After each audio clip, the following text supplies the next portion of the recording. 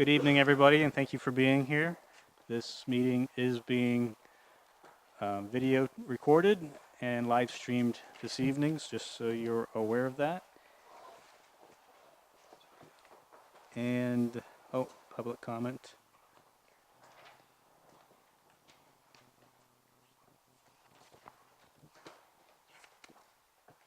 But just on the, okay.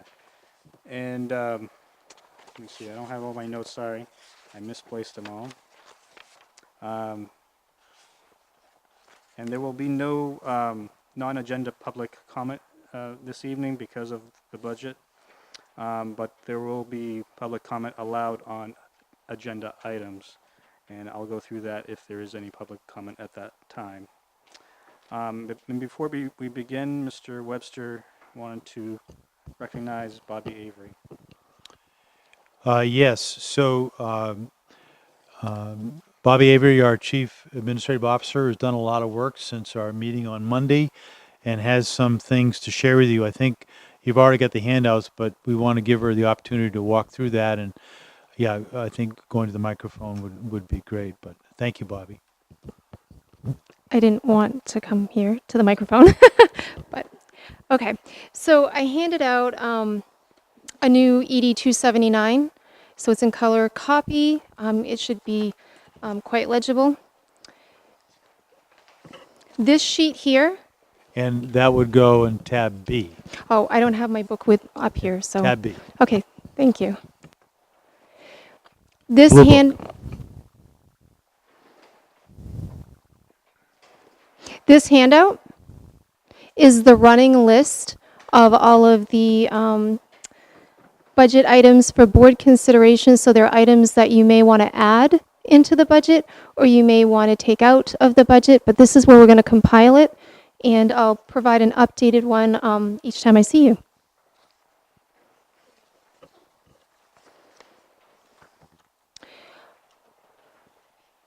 This handout,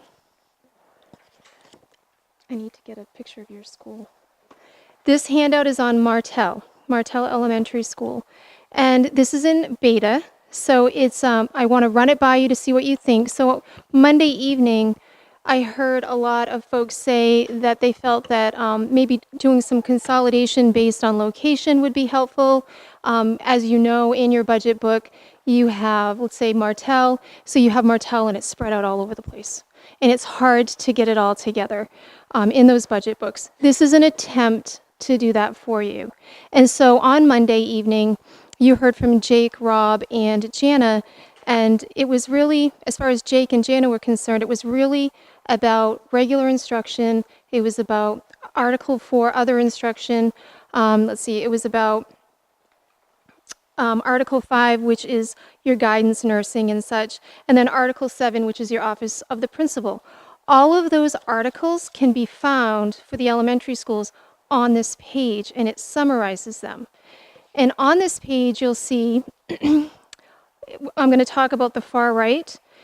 It itemizes, so if you look at ELL for Martell, it'll itemize, it says tab 1, page 2 to 3, you will find ELL in your detailed budget book.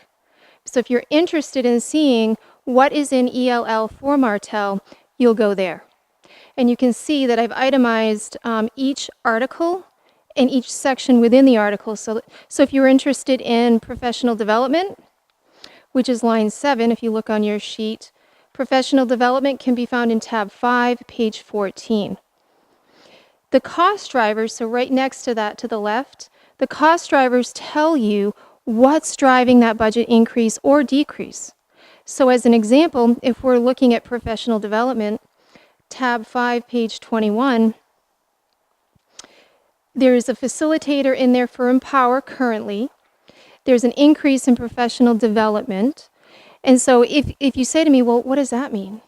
You know, what is that increase in professional development? It typically might be stipends for professional development, but if you wanted to know, I can drill down into that even deeper.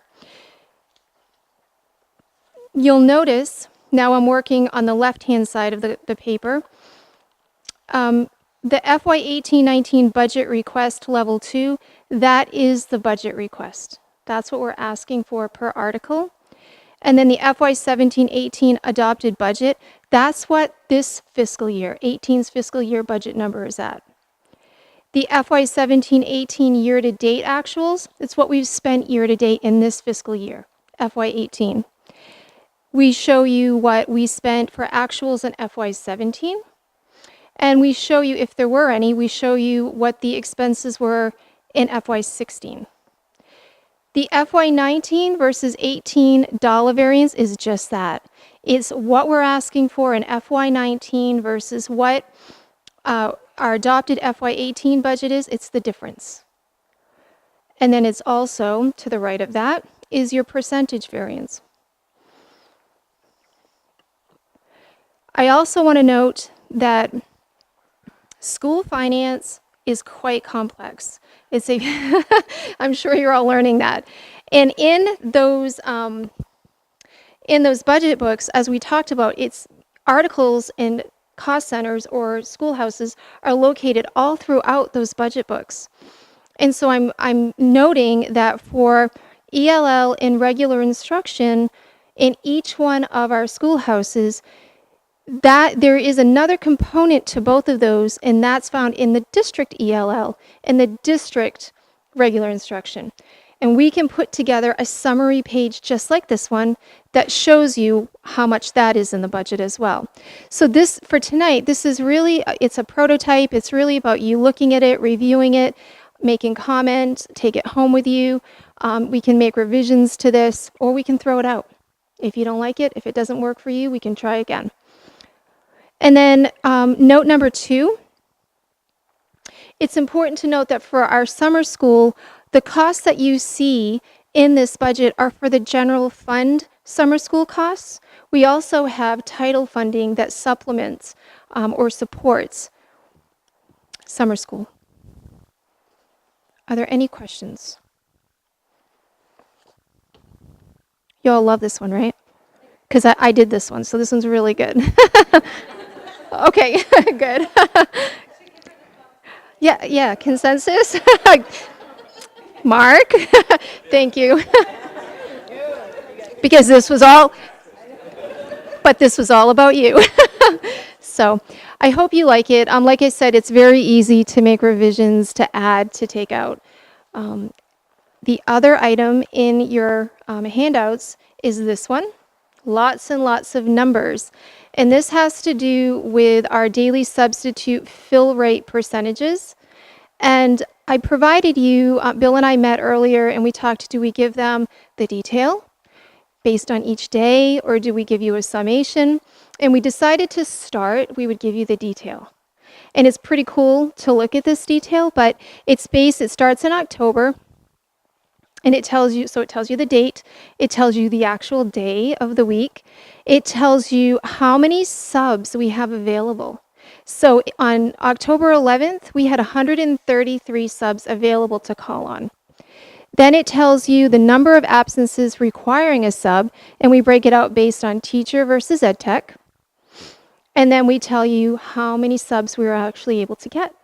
So in this case, on line number 1, we had 33 teachers that required a sub, and the fill rate, we were able to get 12. And then, of course, it tells you the number of substitutes for ed techs. And then the fill rate, it's a simple math problem. It breaks it down into percentage. So it says that for October 11th, for teachers, for that day, that one day, our fill rate was 36.4%. For ed techs, it was 70.6%. And then it talks about the percentage utilized, and that 27.1% is saying that for the total available sub pool that we had, we only utilized 27.1% of that sub pool. The note section, excuse me, I've got a cough drop. The note section says that there's 17 professional development days, 17 subs that were needed for professional development days. And out of those 17 professionals, there were 9 that did not require a sub. So that's data that we like to look at. So you can see it's all the way until I believe it's March 12th. I know there was a question on substitutes. If I could just add a couple things there. This is dated October 11th because we asked to get a daily report at that time. The year started with a number that was below 90 in terms of available subs. You may know that we switched from outside service to our employees, and so HR, particularly Lisa Tyner, our sub coordinator, has been really working hard at recruiting, and so you can see that, again, that 133 was something like 90 at the beginning of the school year. It's now over 200. And when we think, those utilization rates still could be anywhere from 25 to 35%, we need a sub pool over 200. So we're not consistently where we want to be. We'd like to be in the 80s, if not 90% fill rates. But if we think back a year ago, rarely did those fill rates ever exceed 70%. And just a little tidbit of information. For the month of February, our district fill rate overall for that month was 76.4%. So that's pretty good. And then there was a question about the athletic trainer and the services provided and how much. So I'm going to give you that answer. So in the budget for FY19, we have $27,500 in there. The FY18 budget was $26,500. The FY18 year-to-date numbers, so that's what we've spent as of right now today, is $10,600. We still have quite a few months to go. And then the FY17 actuals are $25,750. The FY16 actuals are $22,500. Are there any questions? Thank you, Mr. Chair. On the sub notes, maybe Bill might need to answer this, but how is no sub needed? So an example of no sub needed might be a teacher who is a coach, perhaps. So she's not, or he's not servicing fellow teachers, but there's no sub required in that case. It might be a interventionist teacher who just doesn't schedule students for that day of the professional development. Okay, so I'm wondering if it might be clearer to kind of separate out those two numbers in their own columns so we can figure out, if 9 didn't need subs and there were 33 teacher absences, then it was really only how many teacher absences, right? Is that helpful to think about or no?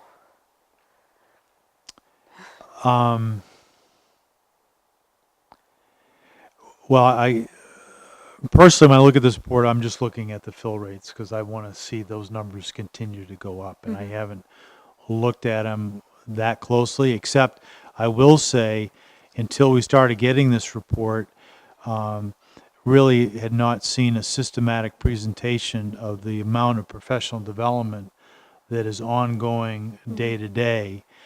And we've had conversations about trying to better coordinate that. So if, for example, our ELL teachers are, and that would be another example of perhaps a sub's not required, obviously not be able to provide services. But if ELL teachers are having PD at the same time as special ed teachers are, and they're two independently determined things, we need to better coordinate that. So that's one of the things that helped identify.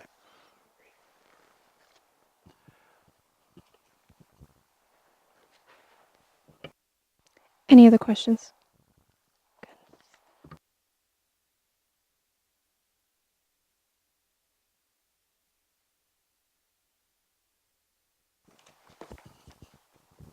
We can see that Miss Bobby Avery's getting comfortable here, and we really appreciate the extra work that you've done since the last meeting. So thank you for that. One of the things I like to do once in a while is provide a quote, and I forgot to do that earlier because I couldn't quite find this. Today I found something from a former politician out of Minnesota, and he once said, "The best thing Washington can do for education is realize that our role is limited. Washington must keep its promises, but let those who know our children, their names, parents, and teachers, and school board members make educational decisions." I thought that was interesting, so I thought I'd share that today. Okay, moving forward with agenda item number 2. Today we'll be reviewing our grade schools, and we're going to be starting with Farwell Elementary with Principal Amanda Winslow. And if I may just recognize, this is probably cruel practice, our newest elementary principal going first, but she'll do a great job.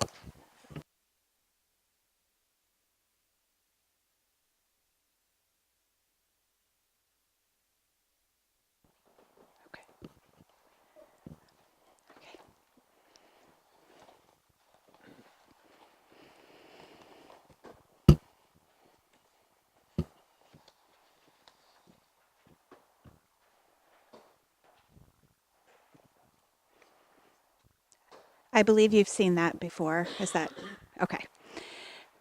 Thank you. So I just wanted to briefly go over the first page where we have the school profile. There are 2 administrators at Farwell. I currently have myself as the principal and April Karen. She is the assistant principal and special education supervisor. So that's important when we come down to the special education numbers. So I'll come back to that in just a minute. I currently split a literacy coach and a math coach with Martel. And then we have 1 tech integrator who is housed at Farwell, but he works in all the schools. He just happens to be located at Farwell. We have 1 ELL teacher. Our grand total of students is 456 students at Farwell.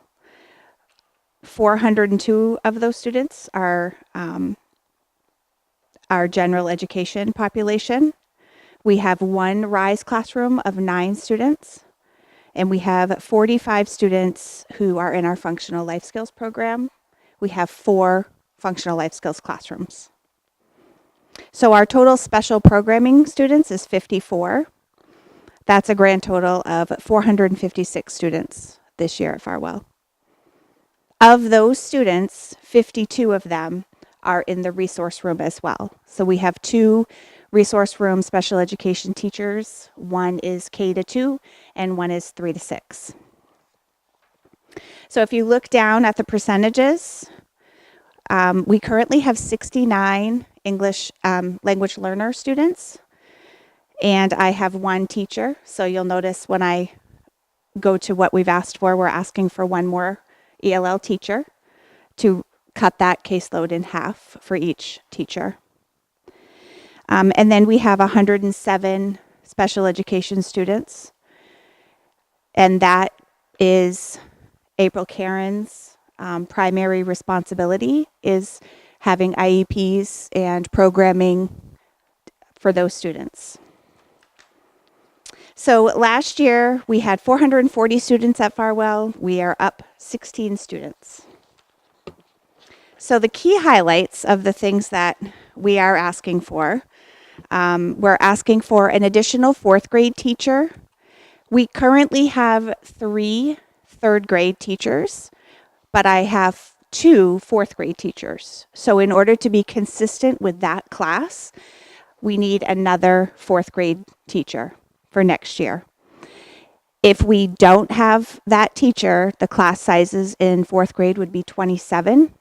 And if we do have that teacher, they would be down to 17 for 4th grade. I'm asking for an interventionist teacher. We currently do not have an interventionist teacher at Farwell. I would like this teacher to focus half her day on reading, literacy intervention work, and then half her day on math intervention work. Primarily focusing at the K to 2 level so that we can really get those kiddos before, try to get them on level before 3rd grade would be the goal. Amanda, if I could just interrupt you a little Sure. bit, because I think there's a point that I'd like to share with the board in a schedule they may not have looked at fully, and this relates to the 4th grade situation. But in tab C, if you look under the Lewiston Public Schools comparison enrollment, it's a fold-out, kind of a colored copy. It's got orange and black, this one here. So, yeah, it's more at the beginning, I think. Right after the acronyms. Right. So if you look at Farwell, up above, March 1st, 18, you can see, and some of these numbers may differ a little bit from what Amanda has, but at the time this was run, you can see the 3 3rd grades, 18, 18, and 18. And then what Sue did, she rolled them forward, and I'm not sure I'd call it a projection per se, but the lower section 2018 to 19, you can see, because Sue didn't have access to the budget requests, you can see 27 and 27 in 4th grade. So this teacher would divide that by 3 and bring that number down to 18. So I think this schedule, particularly in looking at elementary classrooms and the number of classroom teachers we have, you might find very helpful. Did you have a question, Megan? A question about what you're showing us. The bottom projection shows only 2 5th grade teachers when there's 3 5th grade teachers this year. Is 5th grade dropping a teacher? No, I think that needs to be corrected. Yeah. For next year? Yes. No. So the 5th grade, the current 5th grade teacher, we have 3, will go up and be a 6th grade teacher. So we would have 3 6th grade teachers next year and still have 2 5th grade teachers, which would be the same as the 4th grade. The 4th grade numbers would stay the same because they would have the same amount of teachers in 5th grade. But our 5th grade group is particularly large, so we would move 1 teacher up to be a 6th grade teacher next year. Okay. So a couple of other things that you'll see on this paper is we're asking for a $2,500 STEM stipend to pay an ed tech. We currently have an ed tech who is doing STEM half her day. At Farwell, we have our unified arts for half a day. So we share all of our unified arts teachers with Longley. So we have one ed tech who she does some title work, intervention work in the morning with students, and then in the afternoon, she is pretty much running a STEM classroom. So I would like to give her a $2,500 stipend to continue doing that work. She really wants to continue doing that work.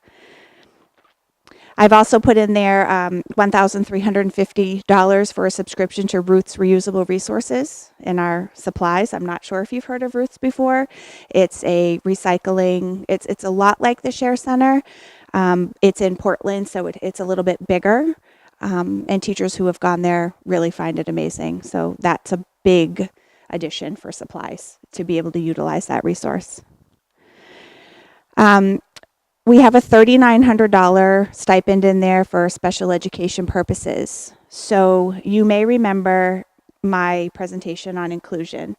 One of the things we asked for when we talked about inclusion was to split Miss Karen's position so that we would have an assistant principal and a special ed supervisor. That is off the table now. But we would like $3,900 so that we could have teacher leadership positions. We have a few teachers who could step up and potentially run some IEPs for us, case manage some 504s for us. So that would reduce Miss Karen's load because she's currently in IEP meetings about 3 days a week, which is with 107 special education students, that means, I'm the only one pretty much for those 3 days. So this would alleviate some of her duties so that she would be able to be more of an assistant principal on certain days. We've added a couple advisory positions for our kids, a math team and a photo club advisor. There was a lot of interest in doing that this year, so we'd like to put those in the budget to offer some extracurricular opportunities for our kids. And then 2 other things that are noted on here, but they're not in the Farwell budget. They're in other budget lines. 2 additional ed techs would be in the special education budget, and we would like those 2 additional ed techs to really focus on inclusion. I currently have 2 ed techs at the K-2 level, so if we had 2 more, that would be 4 ed techs, so that we could really push them into the classroom and offer the least restrictive environment for opportunity for more of our students. And then, as I had mentioned before, we have 1 more ELL teacher that will be in Hillary Barber's ELL budget, so that we can reduce the case management size from 69 students down to 35 students. A couple of things that I had initially wanted, but we decided to cut. 3 ed techs. I really would like an ed tech in each of my kindergarten classrooms. I think having 25-year-olds in one classroom is particularly challenging, so I would love to have another set of hands in there. That is a priority for me. We also cut the $6,500 to pay staff to do the walking school bus. And then we cut the splitting the special education and the assistant principal position, but added the $3,900 stipend so that we could offer some more leadership and some more support to do those. Any questions?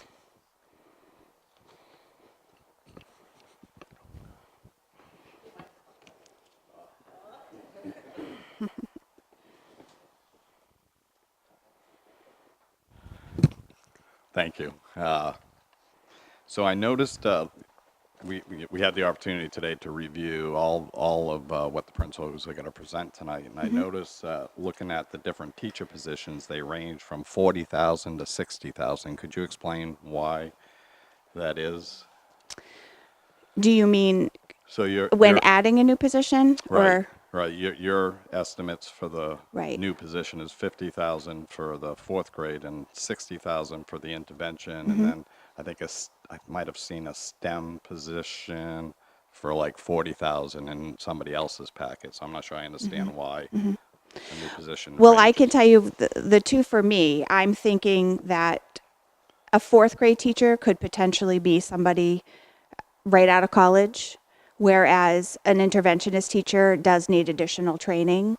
You typically don't just come right out of college. So typically the 4th grade teacher, it could be a first-year teacher, but the interventionist teacher may need to be a teacher higher up on the ladder, so to speak, in the contract negotiations. Okay. And then the stipend for the ed tech that you're requesting for the Yep. STEM, is that a full-time ed tech? Yes. And so they would still get a stipend for Yes. not working any additional hours? She would be working additional hours because she would be doing extra planning. Our ed techs don't currently have in their day a lot of time to do planning for students. So we would be expecting her to go above and beyond to make sure that she's prepared for all K-6 classes. Okay. And so what are the hours how many hours a week does an ed tech work? Some work 7, some work 7.5. Depends on the position. Okay.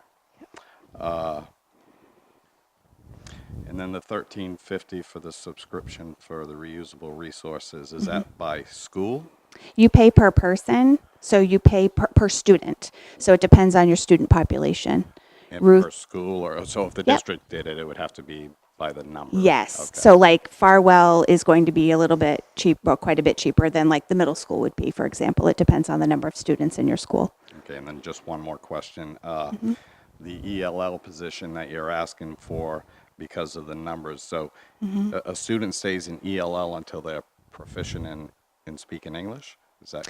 Yep, they take an assessment called the Access Test, and it has 5 different AIRT subtest that they need to score a score of 5 on. I mean, I could definitely make sure that you get more information about that specifically, but they have a test each year, and that test assesses their English proficiency, listening, speaking, their vocabulary, and then that's compiled and it gives us a score. And based on what their score is, they're either determined to be a level 1 possibly. If they have a lower score, if they have a higher score, they may be a level 2. And that determines how much service, how much support they would get from the ELL teacher. And so is the district playing catch up in ELL? Or I think the numbers of new Mainers coming to Lewiston has been reduced significant recently. I don't know if that'll stay that way, but so do you see this ever getting to a point that we don't need as many ELL teachers? That we wouldn't ever need them? No, that we wouldn't need as many. I don't think so. I mean, Let me Yeah, just interject please. here for a minute. it's kind of philosophical, yeah. So, a couple things. First of all, Hillary Barber, our director of ELL, will be doing a full ELL presentation, and it will include this position as well. Farwell, just over the last couple of years, because we had the expansion there, you may recall, has started having students from the downtown area attend. And so there's been a higher increase at Farwell, even though there's still a relatively low percentage than at the other schools. I don't remember what the number is, but you've probably got, 30, 40 kids from the downtown now that come to Farwell, something like that? Yes, yeah. We're at 15% total population. Does that help? It does, and I'll probably save more of my questions for when Hillary Yep. presents too. Thank you very much. Thank you. Just to add to what he was saying, and I think it'd be useful for the board to understand more about the Ruth's reusable resources and how that works. Yeah. And then, most of the board looks at a number, but they don't realize how much we get out of that. Could you explain that a little bit further? Because we're going to hear that again from other schools, if you don't Yes. mind. I didn't bring the exact figures with me as far as what you can get when you go there, but they do. The Ruth's Reusable Resources has a website, and they figure how much teachers save or how much they actually sort of spend. But when you go in, you sign in to your school binder, and you just walk around and you take whatever it is that you need. They do have limitations, so like notebooks, you can only take 25 each visit, for example. But everything is organized. You get whatever you need for supplies for your students. And you said per visit, how many visits per year? Just a wild As guess. many as you want to go. In August, you can only go once because that's the mad rush. Yep, it's open twice a week.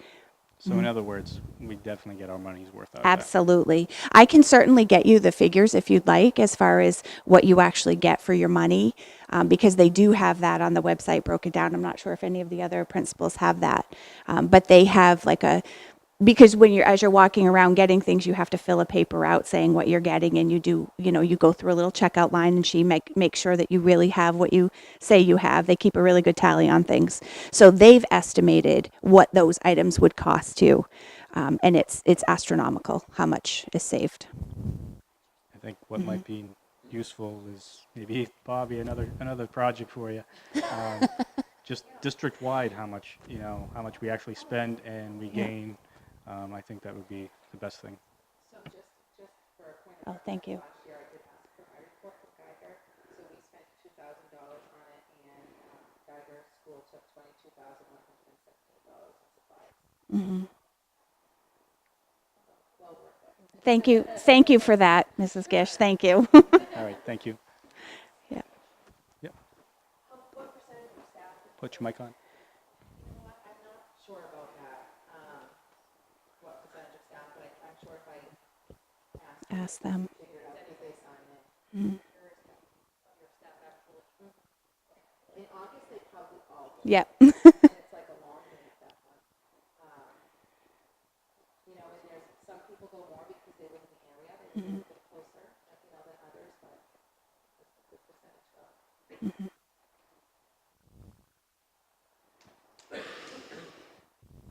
I hate to get back on the ELL train, and It's okay. I just wanted to understand more about how come you don't have any ELL ed techs to help support the population that you have. Up until this year, the numbers haven't supported adding an ed tech. So we just have one ELL teacher. And do the students, do they leave their regular classroom for specific times in the day for instruction in a classroom? Or Yes. are there students who are there all day? No, nobody's there all day.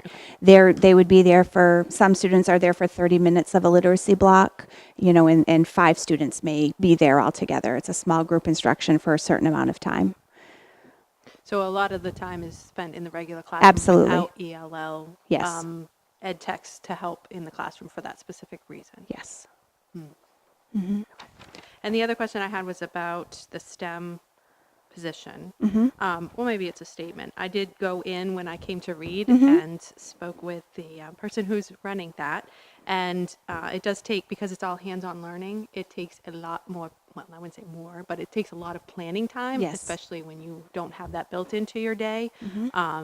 And I definitely think that that would be a good investment for the amount of work that she's doing in there. Yes. Thank you. I think it was Miss Quartermash and then Miss Ray. Because I know space is a premium, do you, if your fourth grade teacher request was granted, do you have an open classroom for that person? We don't have an open classroom. We have some shifting that will need to happen to make everything work out. But we have a plan. Definitely. Yep. I would love to hear about the walking school bus, and are teachers currently paid for that? So it's currently a grant, and teachers are not paid for that. We have one coordinator who's paid to run the program. We have volunteers, so there always has to be 2 people on the route, so that's 4 people a day. Potentially they could go twice, but up to 4 people a day. It's been a challenge this year getting volunteers on a consistent basis. So what we were thinking of doing initially is having it be a paid position where ed techs could just add the time, or teachers could fill out a timesheet and add the time so that they could be paid to do the walking school bus. Bobby, can we add that to the want list, please? I would really like that. Yeah. We'll see what other schools propose. Thank you. And I know Mr. Jensen's a Yeah. volunteer on this, so I know he would like to say something. Just wanted to put a plug out for the program. Anybody that's listening at home, if you do want to volunteer, it's great. I do it Monday and Wednesday afternoons. It's fun. I mean, they're little kids. They have fun with it. They're glad. They're going home to get snacks and stuff. It's just a fun program. So if anybody wants to volunteer, please step up, contact Miss Winslow or any of us on the board. Yep. Any further discussion, questions? I had one because of my background in photography and for videography. Is this a new club? Yes, this Yeah. year it's a new Yeah, club. obviously, yeah. Yeah. And I would just provide my services to you if you would want one of my photographers to come to your school and do a presentation, or That would be if they great. would like to visit a professional portrait studio, they're welcome to come and visit as well. That would be great. They could go on a field trip. Yeah. Great. We've done that before, so we really enjoy doing that. Thank you. Thank you. Okay. All right, moving forward with Martell Elementary School, we have Mr. Whitfield and Ms. Clark who will be presenting.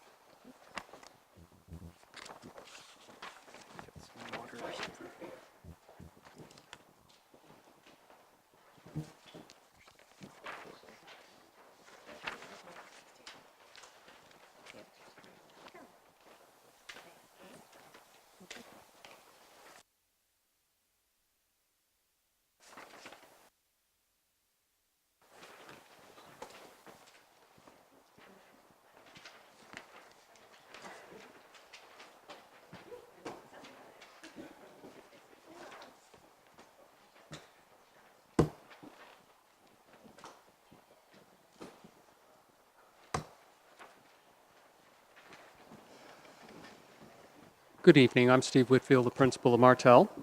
And I have to start off with a faux pas that I noticed a typo on my chart. I have corrected it on here, but what's online in Google Docs is not correct. The number of special education technicians was left off, and the ELL educational technician was left off. So across that line for ed techs, the total is 16, 6 general, 9 special ed, and 1 ELL. My apologies for that. You can see that Martell School is the smallest school in the district now, and has been for quite a while. And we have dropped down a little bit from a couple of years ago. We were as high as 360 students, which was very crowded for Martell and the facilities that we have. And that was without any pre-K. Our pre-K, we have slots at McMahon School that are held for our students, and then they are invited to come back to, or come to Martell as kindergartners. Of course, all of this, these type of things will change as the new school opens in a year and a half. And that is probably our biggest problem over the last couple of years, has been the lack of space for any kind of programming. The most obvious one is pre-K, that we have not had the opportunity for. We have also had some very large classrooms, and not because the administration or the school committee would not support additional teachers, but there was no room for a separate classroom, such as when we started the year, our 5th grade was even larger than it shows here at 26 and 26. But we literally do not have another space in Martell for another teacher. And instead, we have had additional ed techs to help with that overcrowding and to facilitate the learning of the students. You can see on the other side a few demographics.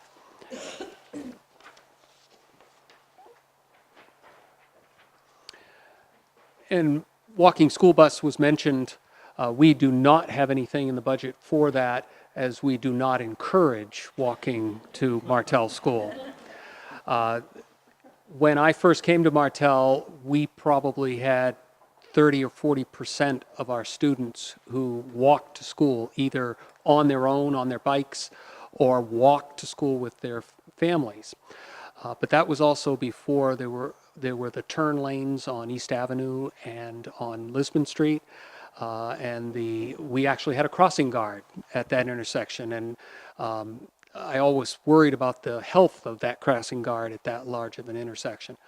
A number of years ago, it was decided that we wanted to offer busing to all of our students. So with the exception of Marston Street Apartments, then all of our students are offered busing. Many of the parents choose to bring their students by. And so we have quite the traffic jam right on Marston Street each afternoon. But it has worked pretty well, and we don't have students on those sidewalks that are so close to heavy traffic. And of course, this year would have certainly been a challenge with the snow on those sidewalks. So that's why we won't have that in our budget. Not that we don't support the idea, but just not practical at our school. Are there any questions?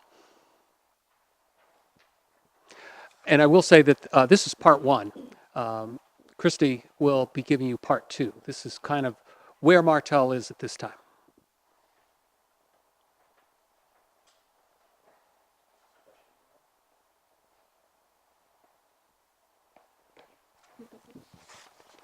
Oh, yeah. One other thing, hang on, I was getting there.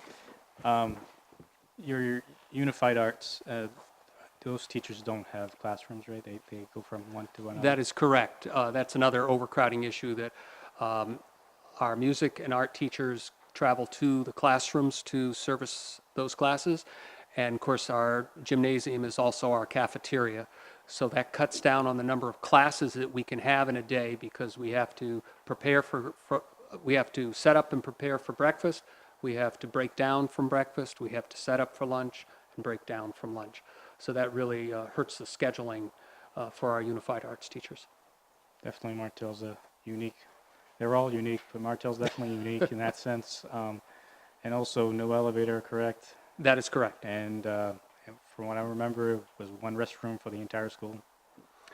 There is one in the lobby that has numerous stalls.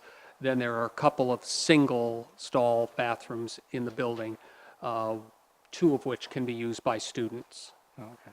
But that also is an issue. I'm always fascinated when I visit Martell and how it's set up and so forth. I also want to recognize Mr. Whitfield. He's, as you heard him talk about the crossing guard, probably the most senior administrator in our school district, and will be retiring this year. So I want to congratulate you for your tenure here. Thank you. Thank you very much. I've been at, this is my 27th year at Martell, and I've had an incredible staff all those years, and just thoroughly enjoyed all of those years, and 34 plus years here in Lewiston. So thank you all for having me for all those years. Yeah. Thank you. And if you ever want to have a, yes, please. If you ever want to have an entertaining conversation, ask him about his car. Oh, yeah. Were there any? Yeah, go ahead. Is it accurate that 100% of your population qualifies for free or reduced lunch? Here in Lewiston, we're fortunate that all of our students are eligible for free and reduced, free lunch. Okay, For so both it's not breakfast that- and lunch. No, it's not, okay. not that they filled out forms or that type of thing. It's just all of our students do not have to Get pay that for their lunch. benefit, right, okay.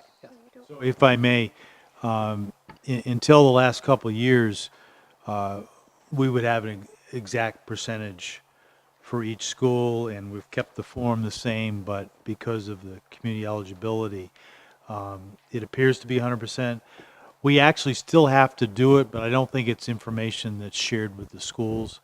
But I suspect that Martell has traditionally been around, what, 65, 70%? Between 65 and 75 over the years, when we did have to keep that statistic. Other schools that have presented have given their actual number, so that's why I was a little confused by the 100%. It didn't seem right to me, but I understand why. At the last year's budget cycle, I believe it was expressed that Martell had a need for an extra duty aid. Is that still the case? Has that been alleviated, or is there still possible need help out? Well, the reason that was in the budget last year or requested was to free up the teachers. Virtually every one of my classroom teachers are working with students during lunchtime. They'll have their own lunch sometimes, and then they will work with students. But a number of them need to be on duty just to fill the positions that we need on the playground or in the cafeteria. So if we had had an additional duty aid, we could have freed the teachers up from those lunchtime duties. They're covered, but unfortunately some of them are shared by the teachers. Other teachers have before or after school, but at least a number of them have lunchtime duty. So it's always a need, but we certainly can cover. Okay, so just to make sure I heard you right, so even this year, there's still kind of a need for some teachers to give up their own lunchtime to cover? They all receive their contracted amount of time for lunch. They are not scheduled for duties. But our lunch time for a grade is 50 minutes, 25 which they are always free. They are not assigned to duty. 25 minutes they may be assigned to duty. Others may be assigned to duty at, may be assigned a duty before school or at a different recess. But there are some teachers that then don't have that time. They have their own free time to eat their own lunch. Then they don't have time to meet with students. And that was what we were trying to address last year. Okay. I know a big concern for me, especially since I was appointed to the board, was helping to alleviate some of the workload for teachers. So it seems like that's something that could help and at least worth looking into later on. Could we add that to the parking lot wish list? What are we? Sure. Yeah, just something to review later on down the road, see if that's something we could do. Thank you.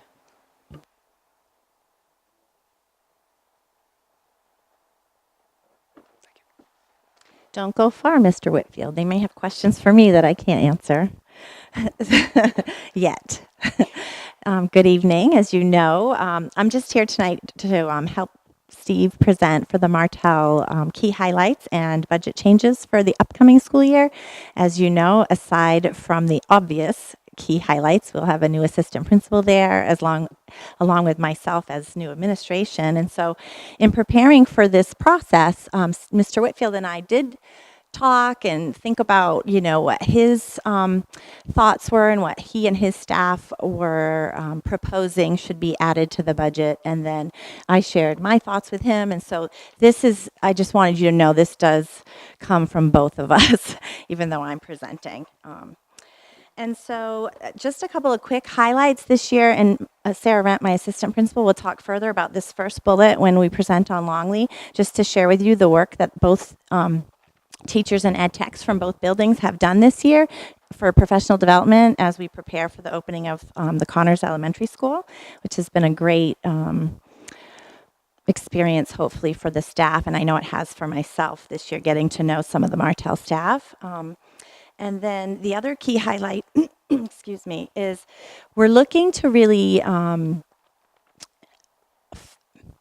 an effort to really focus on teaching and learning in a creative way at both Longley and Martell, I want the board to know that we're going to be adding an intervention block at Martell within their schedule for next year, which is in alignment with many of the schools here in Lewiston that we do, so that we can provide more enrichment opportunities for kids and more interventions for kids to really focus on individual needs. And again, that links in as well with our PBL work.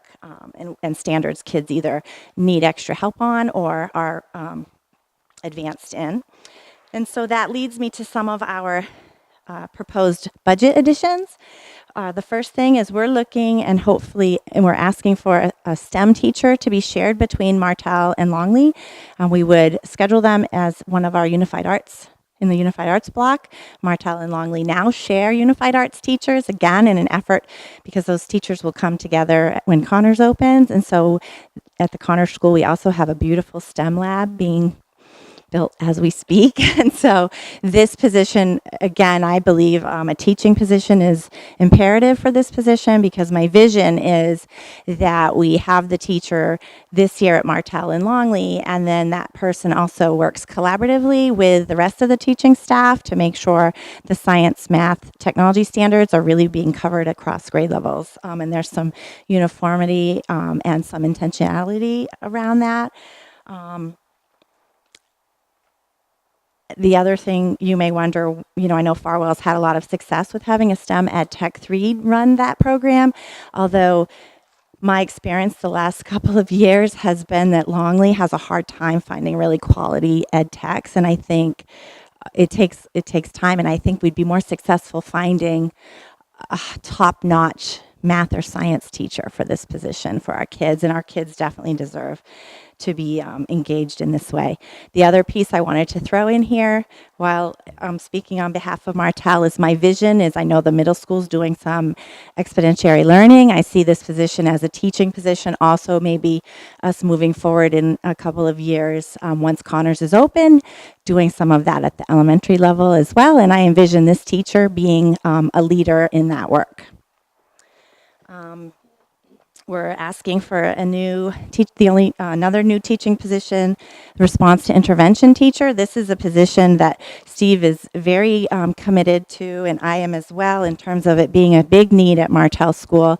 They have many, this teacher would provide support to students, and also I see it as being a person who can help with the school-wide RTI response to intervention efforts in terms of coordinating data, meeting with teams, along with the administrators, but also working with students who struggle, who aren't in special ed. The goal of an RTI teacher is to help us try more things for kids that they can be, to prove that they can be successful before we have to go to referral for them.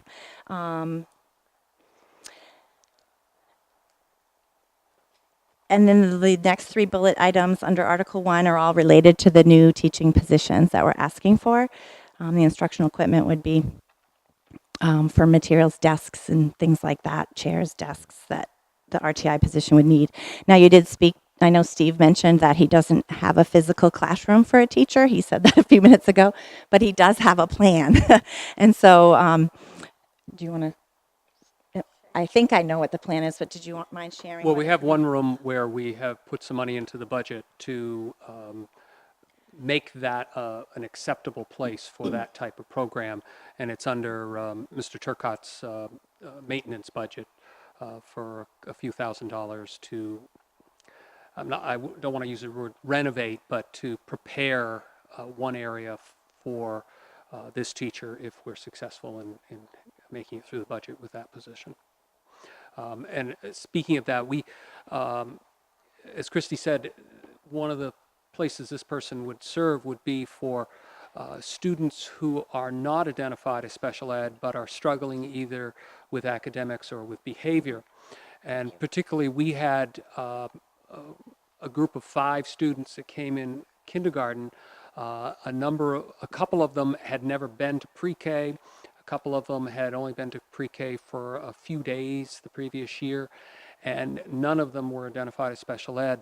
And we worked through that process, and it took us a good half of the year to get each one of those students in the place that is appropriate for them. A couple of them became special education students. A couple of them are back in the regular classroom. So it has worked both ways. We saw what we could do and what we could not do in regular ed, and then we had those students referred. And then other students, we got those students up to the place where they could go to this regular ed room. And we would see that person doing the job. What we did for the half of the year was pretty much a program by committee. We were stealing people from one area to fill in and do that. So it is a real need. Thank you. And I will say that there are RTI teaching positions or programs like this in a couple of our other elementary schools, and they've been very successful from what I understand. Montello and McMahon are 2 that I know. Okay. Can you just go into that more? What do you mean by that they're successful? What? Sure. And what does it do for the budget, one way or the other? So I guess when I say successful, I'm sorry, I think about kids. And I think about the kids being successful and being able to access their education in a way that they might not be able to if they were in the mainstream or thinking about kids who struggle with, okay, so now I'm going to get on my soapbox. Kids who have trauma backgrounds or come from high stress homes, we see they have a hard time regulating their behavior a lot of times. Also have trouble learning because of the way certain situations in their lives have impacted their brain development. And so as schools, we now need to look at kids differently and be creative about how we give them supports, because not all kids belong in special ed. Not all kids who have high stress, traumatic backgrounds have a disability. And so, so that this is the kind of program that I think administrators and teachers become very creative and thinking outside the box in terms of supporting kids. So you have to have a teacher or a person, a body, human, capacity to be able to do that for kids. I hope that answers your question. And so when I say successful, I'm really talking about, I know that kids they're learning, they're in classrooms. I don't have the data though to show that maybe suspensions are lower or things like that. It's a really big conversation. I'd love to talk further with you about it. I will have more questions. I'll let you finish. Okay. Okay. Okay, sorry. Sorry. Okay. Did you hear Amber? She'd be happy to speak about it when they're presenting tonight, too. That'd be great. And then in Article 5, we're asking, this is one thing I have asked for as a new administrator that's been new to Martell, been charged with bringing 2 teams of colleagues, teachers to different schools who've had very different experiences in professional development up to this date because of just our histories in Lewiston, Longley being a priority school and having access to different professional development than Martell necessarily being a focus school. This is one area that I really am hopeful to have some funding to be able to continue some further professional development for the Martell staff to sort of get both groups more on the same page. And it's not at all, I hope you don't take that as a negative, that they've had professional development. It's just, we're at a point where I feel, they also have this year hired some new teachers and brand new teachers on staff. And I think it would be nice for Martell staff and very helpful as we move forward for Connors, for staff to be more on the same page around the training and restorative practices that we've all had. And given the opportunity to participate in some of the literacy coursework that the district provides. And then again, the trauma and adverse childhood experiences trauma, that's professional development that's available as we are learning more and more that many of our children are coming to us with these high needs. And then the items not in the budget proposal, the Martell budget includes the following reductions. There's one, Steve had asked, or we had asked for one Ed Tech 3 position to support the RTI teacher, and that was reduced. And then there was an additional classroom Ed Tech 3, which was approved last summer and then is not in the budget now. There were 3 approved last summer, 2 are still in the budget, and 1 is not. That might be the duty aid you were talking about, I'm not sure. So that's all. That's all I have. Did I forget anything? I don't think so. Okay.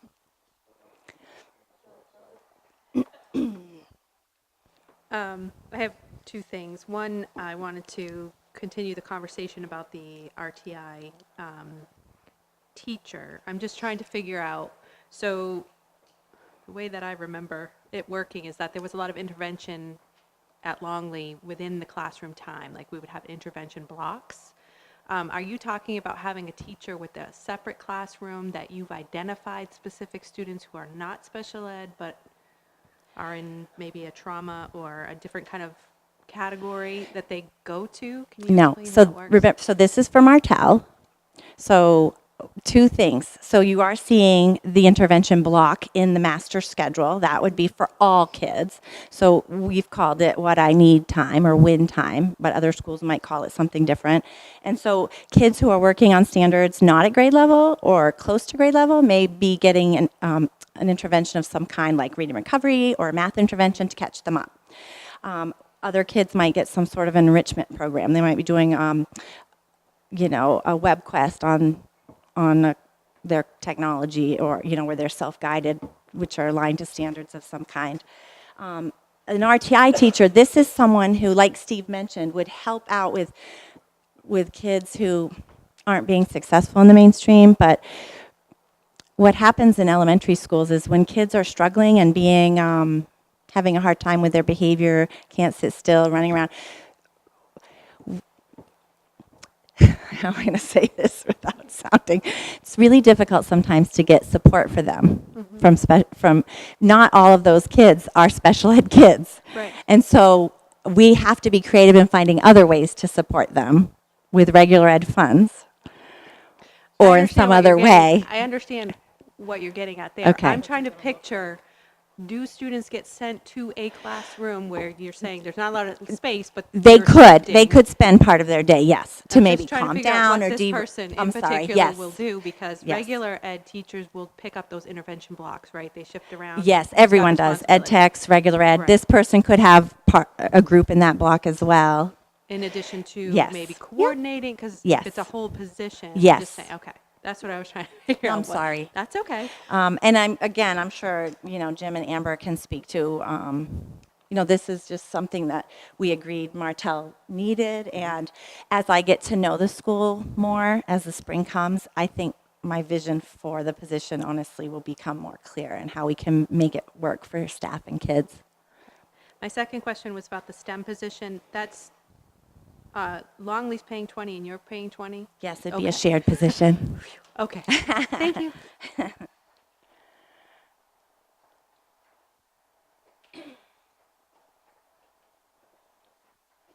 Thank you, Mr. Chair. Just kind of looking around here unsuccessfully to find some info of when we added some of the positions. I guess my concern is with the item not in the proposal, which was one of the ones that we added. Do we know for certain what that position is? Is that something we can find out? The educational technician position?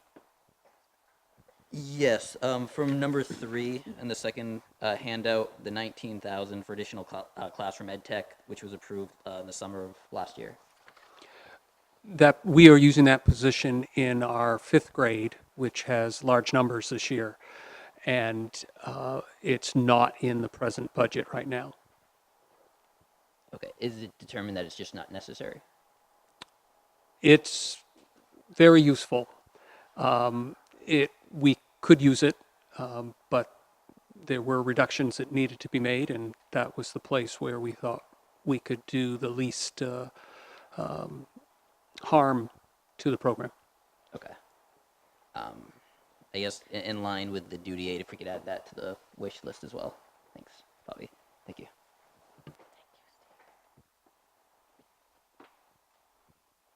Just gonna add to the 5th grade right now. We have 26 kids in each class. Yes. I should say students. Yes, that's correct. And next year, we're predicting and hoping that's the same number. Can we possibly look at that in further discussion later? Because I've seen those rooms. Right now, we're pretty good. I mean, maybe not 5th grade, but I've seen the 6th grade classes when there's a lot of kids, up to like 26, and it is crowded in those classrooms. And of course, when classroom size is a little bit smaller, we know education is a little bit better. So I don't know, maybe we can, maybe you have something to say about that, and that's where the ed tech can certainly help. I understand that. We used the additional ed techs from last summer in 5th grade and in 6th grade.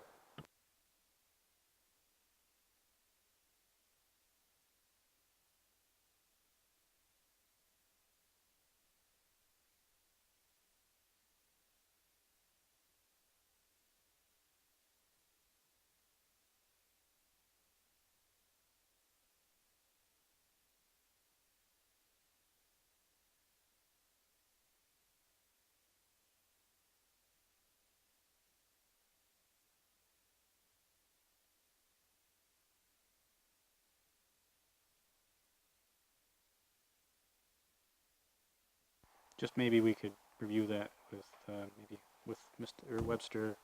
I know it's always a challenge to figure out class size and so forth, but I know it's a challenge at Martell, not every year, but in this case it is.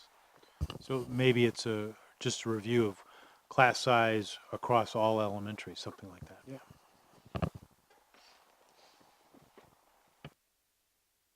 Ms. Ray? Thank you, Mr. Chair. So the response to intervention teacher, I'm sorry, I don't have the Longley proposal in front of me. Will there also be a request for that at Longley? No, just at Martell? And then that would be a shared position.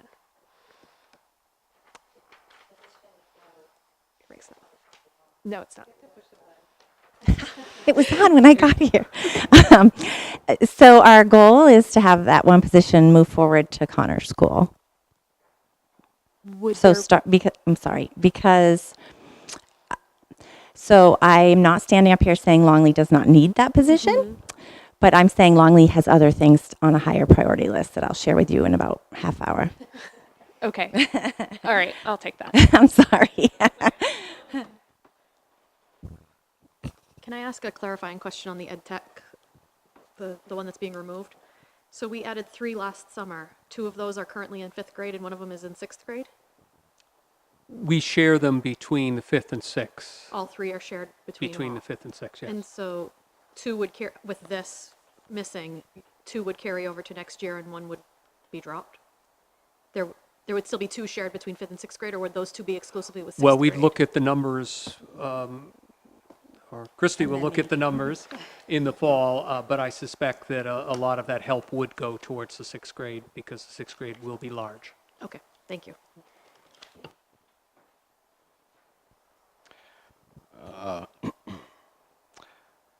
So the STEM teacher was STEM a former grant that has now been adopted by the school, or is this No. it's just an acronym for the name of that teaching position?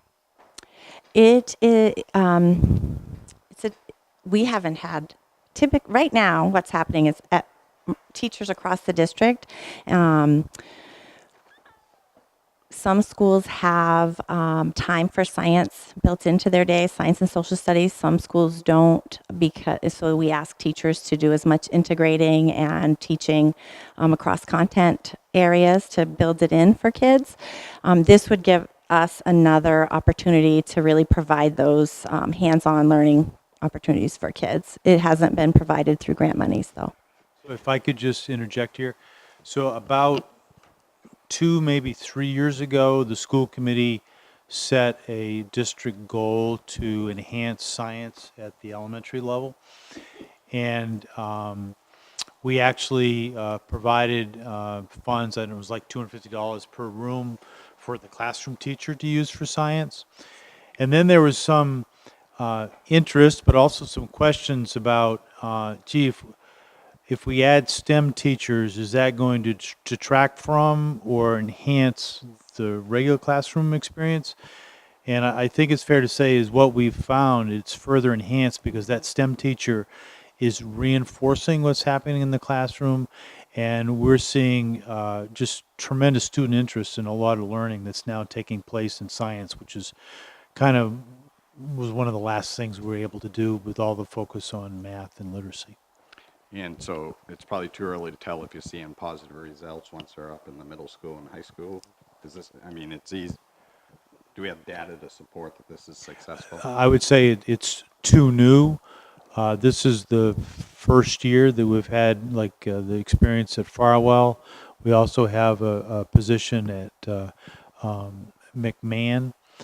So you're going to see in this budget these additional positions. So we'll now have a STEM program in every elementary school. Okay. The intervention block, is there a cost to that? No. It's just creative scheduling. So Bobby, if you could add the RTI, first let me just throw this out there so that people don't get all nervous. When I throw anything on for questioning, I may have a thought process that might be something that's on a list of a cut, but I never jump right to that. It's just so that we can have further discussion. I expect all department heads, when they present to us, to argue for things passionately, but we have to look at a different picture. But I don't want anyone to ever think that it's because I think that the administrator's going in the wrong direction or something. So, but that's just me personally. I'm not trying to speak for everybody. But I would like the RTI position put on the list.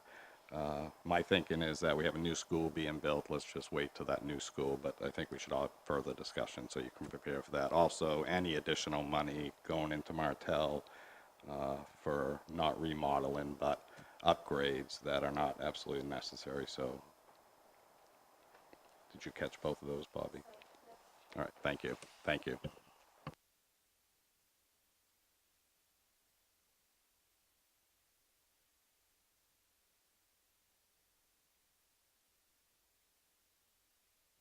Any further discussion? Can I ask a clarifying question about this list? Because I don't know what's supposed to go on it now or what's not. I thought it was discuss things that maybe weren't part of the budget proposal, but if they are things that we are wanting to discuss further, what's the list for? Because I want STEM on it for every single thing that everybody presents for STEM. That's my wish list, but I don't know if it's appropriate to put that there. You just said the RTI thing, which was already part of it. So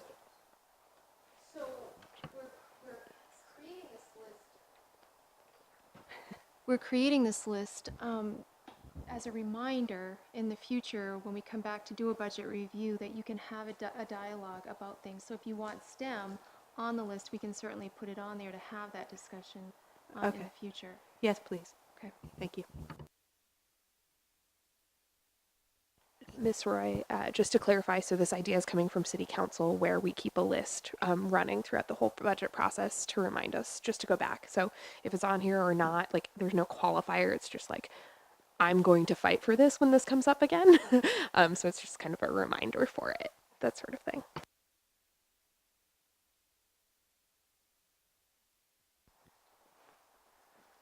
Ms. Clark, if you don't mind, if I may be upsetting the next presenter, but if you wanted to present, I just need to ask my parliamentarian if that's okay to go out of order, if you are prepared to do that. We need a 2/3 vote.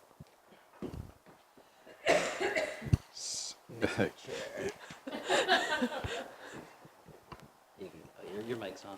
All right. See, you got to be quick on that one. I just think we need to be a bit relaxed with parliamentary rules. We shouldn't be doing 2/3 votes if we just want someone who's standing at the podium. So Robert's rules, I think, was written in a way that allows for flexibility somewhat. So, but good job on being on top of it every time. Sorry. I know the rule. That's all I'm saying. We don't have to necessarily follow it because of MSBA handbook. So whatever, I'm just whatever. being sensitive to your role, and I just I like wanna rules. appreciate that. Do you want to follow? We can follow the rules. No? Okay, I'm just feeling adventurous today. So it's up to you, Ms. Clark. Would you like I'm to ready continue? if you're Okay. ready. All right. Mr. Chairman, if I may just say one last thing, I'd like to thank Christy and Sarah and her entire staff. We spent, Martell staff and I have spent a lot of time with them this year at different professional development. Most of the time at Longley, and that's mainly because of parking. But they've been extremely welcoming, and the staff it's helped with feeling good about the integration to come. So I'd like to thank them. Thank you. Yes, there's no doubt this has been a bit of an interesting situation for me too, just standing up here, because Steve's been really great about welcoming us as well, and for me not to feel like I'm moving in too quickly. So kudos to you as well, Steve. All right, so now we'll switch hats. I'll put on my Longley hat. I'll have Sarah come up here with me and bring our Longley handouts.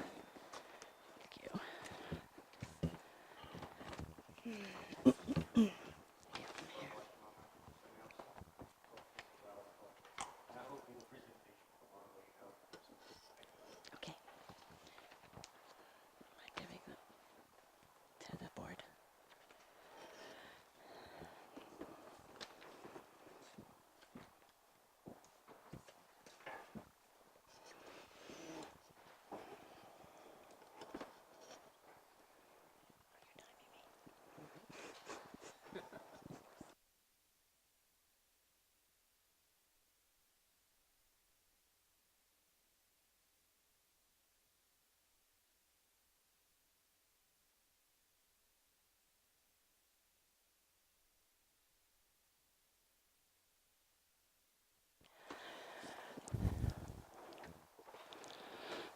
Okay, everyone ready?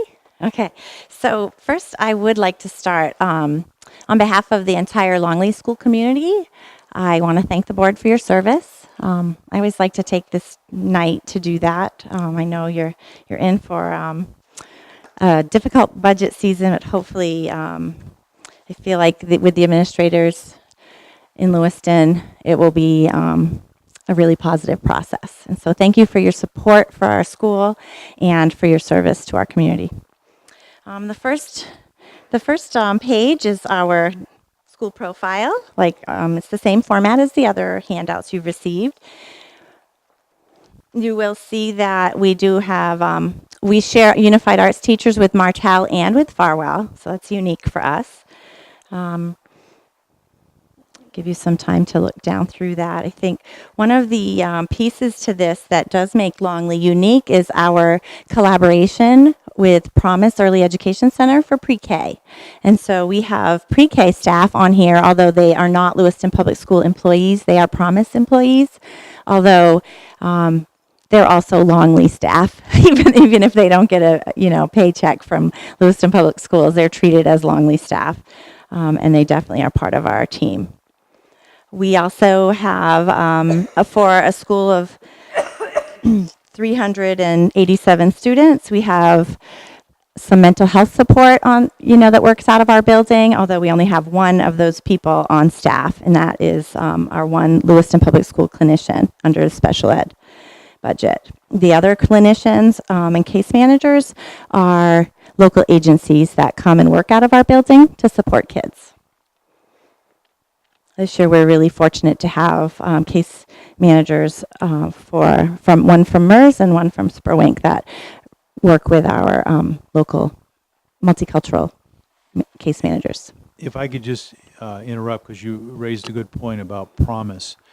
So we have a partnership with Promise, and one of the nice things about it is that we get to count that student for full state subsidy. And a similar situation exists at McMahon and also at Montello. So it's a good partnership that's worked out quite well. And actually, I'm not going to go into detail, but it is a state recognized, the Longley partnership with Promise and our pre-K expansion is state recognized program where we are receiving a lot of kudos for that. So you'll get more information for that this spring when it's no longer budget season. So that's our staff. And then on the second page, or on the back side of that, we go into our class sizes. One of the things we've been very fortunate at Longley over the years to keep our class sizes very low comparative to the other elementary schools. And I think it's no surprise that the reason for that is because of the students that we serve at Longley. It is a unique population in comparative to the other elementary schools. And you look at the number of children that qualify for free and reduced lunch, and I will say at Longley it is 100% that qualify. They may not all qualify for free, but they would qualify for reduced, if not free. The other key point I do want to share, our special ed percentage and our 504 percentage has pretty much stayed either the same or gone down from years past, and our ELL percentage continues to rise. I will say that 66% of our student population are considered limited English proficient, or they qualify for ELL services. And what I didn't put on here is another key part. So I love to talk about ELL, and so maybe you don't know, but I was the director before Hillary. And so I always look at within our ELL child, and as a learner, there are different levels of English proficiency. And so when I talk about 254 ELL students at Longley, they're not all middle of the road or fluent. Longley has 62 of those 254 kiddos have been in the country 2 years or less. So that is 24% of our ELL kids. So just another figure to let you know. So it's not that that's bad necessarily. That just it's an opportunity for us to be creative, to provide opportunities for learning opportunities for them, and they're the kids that honestly grow a ton in a year academically and in their English. And so I point that out because I don't want us to forget about them. And that is another reason when you have a percentage of 66% of your student population, that's why we have an ELL teacher at every grade level, and they're part of that grade level's team. They participate in the common planning, they participate in the same recess duties. And this year, through the ELL budget, Hillary and I, a year ago, we implemented an ELL instructional coach at Longley, specific for Longley, to help mainstream teachers and ELL teachers support teaching strategies and students. She also does some interventions as well with ELL kids. And so my hope is that, again, all of this staff will come together with Martel when we merge and move forward to Connors School, because our kids will be more in a blend, in a mix, and the needs will still be there.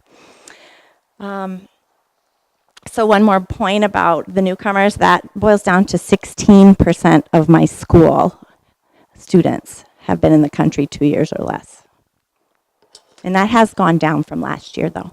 Last year it was like 24%. I checked the numbers this morning. Key highlights. I'm going to let Sarah talk about the PD a little bit we've done with Martel, and about our work with the Restorative Justice Institute of Maine. Hi. So just quickly, two things to share with you.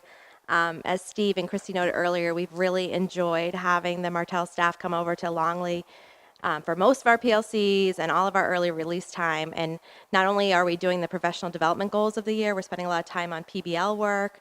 teachers getting comfortable with Empower, sitting with grade level teams that are mixed between Martell and Longley grade levels to look at standards, look at evidence, and kind of calibrate our work. So we're looking at evidence, student work samples and looking at them together. Are we expecting the same things from students? So we're getting to know each other as professionals, but we're getting to know each other as people too. So it's been a great community building time that we've really gotten to know each other. And the ed techs come over every early release as well. And I've gotten to spend a lot of time with the ed techs and mixing them up in small groups and doing a lot of our social emotional learning initiatives with them. And that's been great to see. Those two staffs have a lot more in common than I think they realized, and they've been getting along well. And so we're very excited to continue this professional development time next year with the two staffs. And one of my second point is one of our main focuses is restorative practices. And so Martell started that work this year with us. And so next year they'll be in year 2 of their implementation of restorative practices. And Longley will move into year 3. So Longley this year spent a lot of time working on an implementation team with the trainers from the Restorative Justice Institute. That will be a team that will be mentors for new teachers next year. So really developing a leadership team among our teachers to do this work. So it's really reduced. At Longley, we've seen a lot of reduction in our out-of-school suspensions because of the restorative work. So we're excited to keep on that. Thank you. Yeah. And then I asked Sarah to talk about the pre-K expansion, but she knows it's like my baby. And so when you talk about what you'll stand up here and advocate for, and what I always think about early childhood education as the mountain that I would die on advocating for, in terms of being an educator and seeing the big picture in education. And in my opinion, early funding that goes to early childhood education is you get the most bang for your buck. And we're seeing that at Longley in terms of we are finishing year 4 in a pre-K expansion grant that we were awarded when I started at Longley. What that means is our pre-K program runs 5 days a week from 8 to 1. And we offer summer programming for those 4-year-olds. And so we also are servicing kiddos who've never been in any kind of daycare or school before they hit the Longley classroom. And so it's really given us a powerful opportunity to make a difference for some of our kids, give them some home supports if needed through that work with Head Start, Promise. So that collaboration, they offer some supports for 4-year-olds that Lewiston Public Schools might not be able to if it was just a regular public pre-K classroom in terms of kids and their needs. And so that is, I just wanted to share with you that will continue. Next year's our last year in the grant through the pre-K expansion grant. So our Longley budget additions all relate to what you've already heard tonight in terms of the STEM teacher that we've talked a little bit in length. We'll share with Martell. We'd like to share with Martell if you approve it. The next item on the things we're requesting is a social worker. We're really finding at Longley that even though we have some mental health support on staff or that work out of the building, we need more. We need more. Our kids are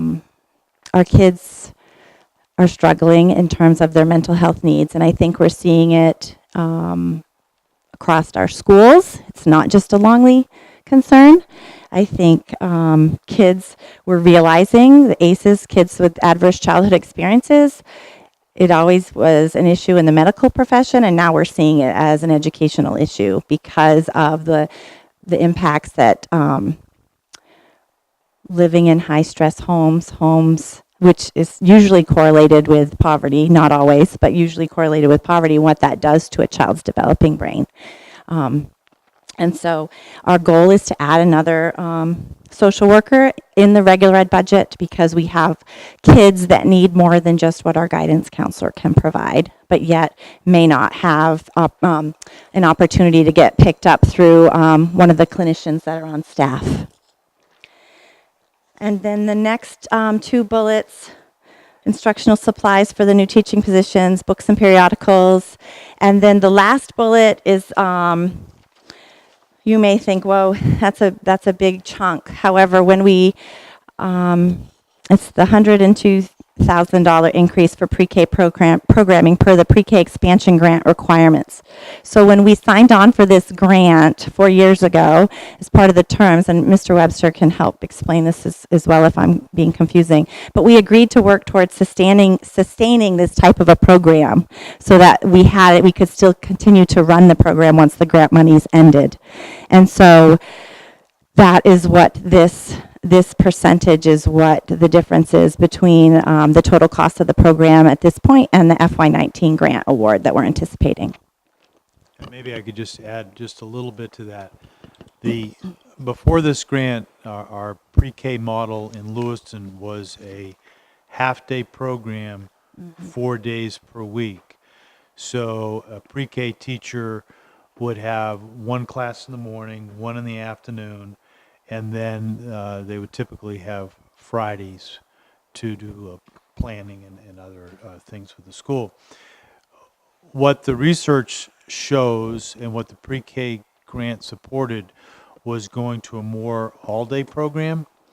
And so Longley has an all-day program, and the new school is designed assuming that all-day program will go in there. So we're expecting, we've got, I think, actually 6 pre-K rooms in that facility. So not a half-day program, but at least we call it an all-day program. It's not the full 6.5 hours or whatever that a higher grade student would be in the classroom, but it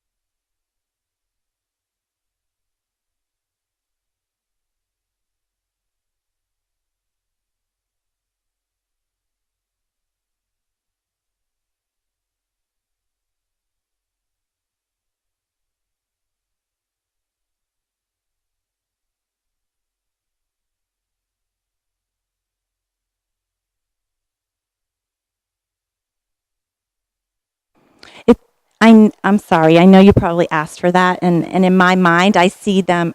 It's really hard for me to put labels on kids.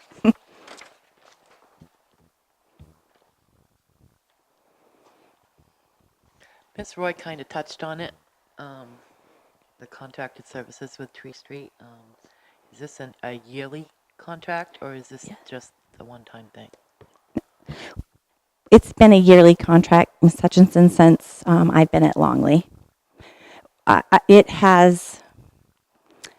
So when I reflect back, not to take too much time because I know you have a long night, but some of the students that have worked through that Tree Street 6 to 8 week, it's an intervention. It's really a last ditch effort to see if we can give some of our kids the skill set to be successful in school before having to go to a referral. And I can honestly tell you, I know middle school students right now who are there that we have saved, I say we've saved them because because some of our kids spend a lot of time at Tree after school, and for them to know that their teachers are as cool as some of the Tree Street people are, and know them, and that we're working together, and that I know Julia and Julia knows me, and the parents have that connection between both of us. For some kids, it really has made a difference, and I think about some of our kids, we honestly have saved them because now they see. Whenever kids know that they have adults in their lives that are there for them, and honestly, they can't get away with anything because we're all on the same team, it does make a difference. Follow up, if I may. Could we add this to the list for further discussion if it's working in Longley? We've already heard that some of our downtown kids are at other schools, and maybe we should look at possibly spreading this out a little bit more.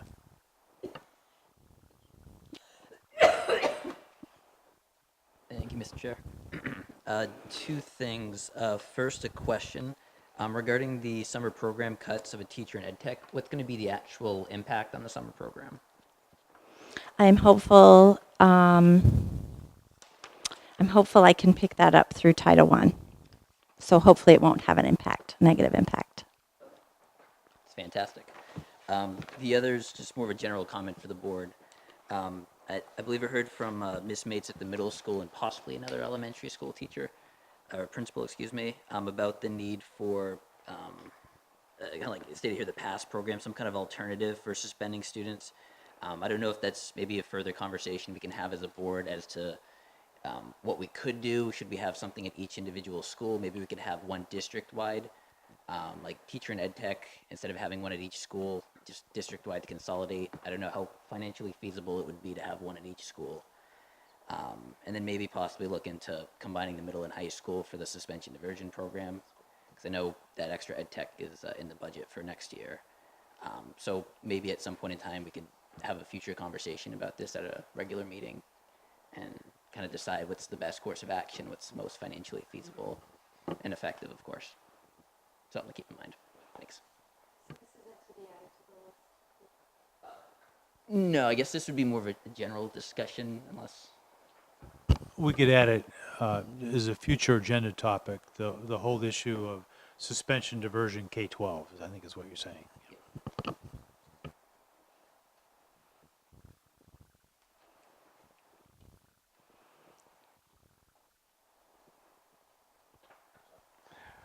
So that Luke brings up a good subject. I wonder if maybe we could just have somebody look at our whole budget and kind of, are there services that we've really separated between schools that we could bring back more district-wide for feasibility? So I would just ask you to maybe do a quick scan or give it some thought, and then if there might be other programs that we could do the same thing where have some savings. So Bill, this might be more for you, but so I notice every school has food service, and I apologize for my ignorance on this, but so we have a master kitchen, I would assume, at the high school, is that? So all our schools have full service kitchens and are self-sufficient except for Longley, where there is some prep work done at the high school and then it goes down to Longley. But and we can have at some point a presentation by Alyssa Roman, the nutrition director.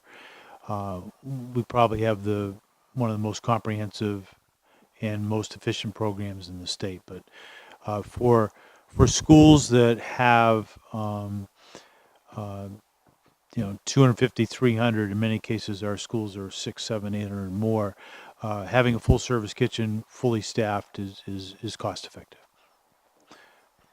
Just one other thing I might mention though, we do service something like 20 sites in the summer under a summer nutrition program, and that food comes out of the high school. Is there a cost to the restorative justice program overall?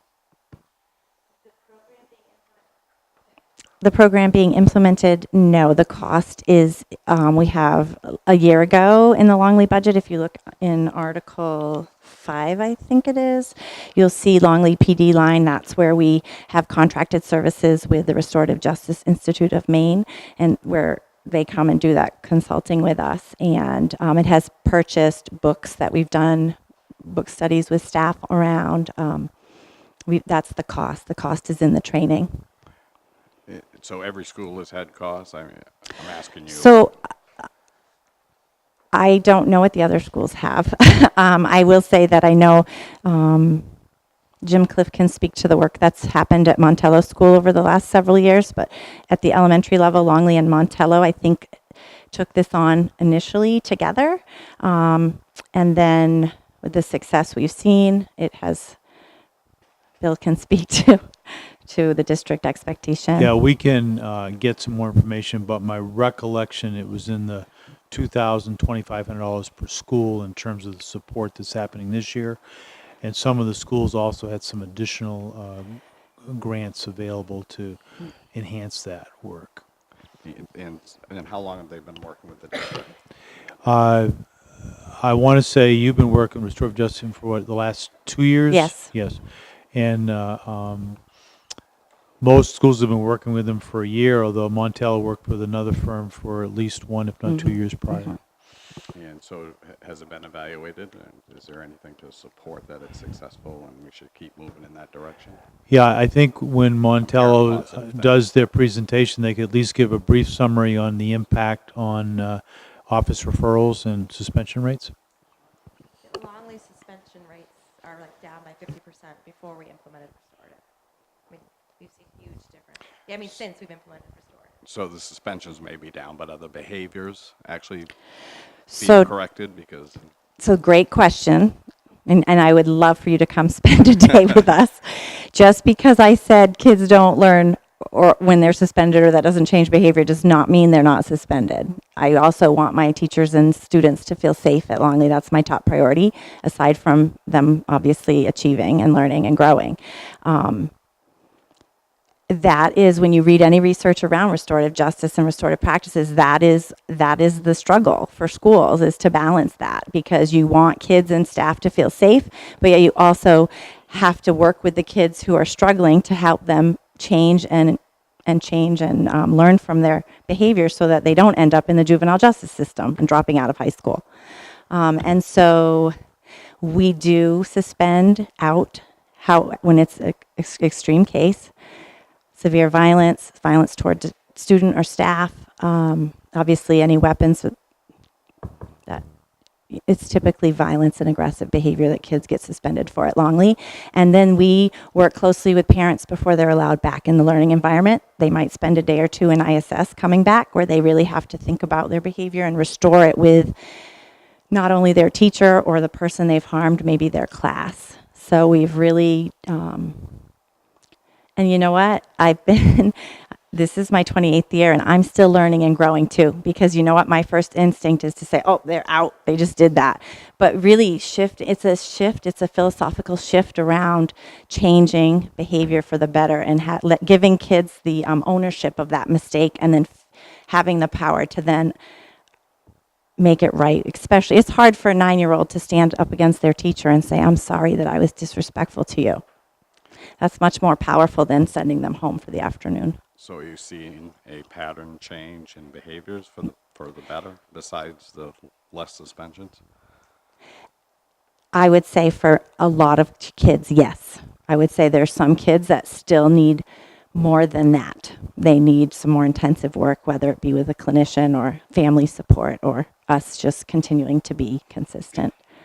And you know what would be great is if you guys could come to the schools and talk to the staff who are doing the hard work in the classrooms, and they can give you an honest opinion on what they see. A lot of it is teachers building those relationships with kids in a way so that kids then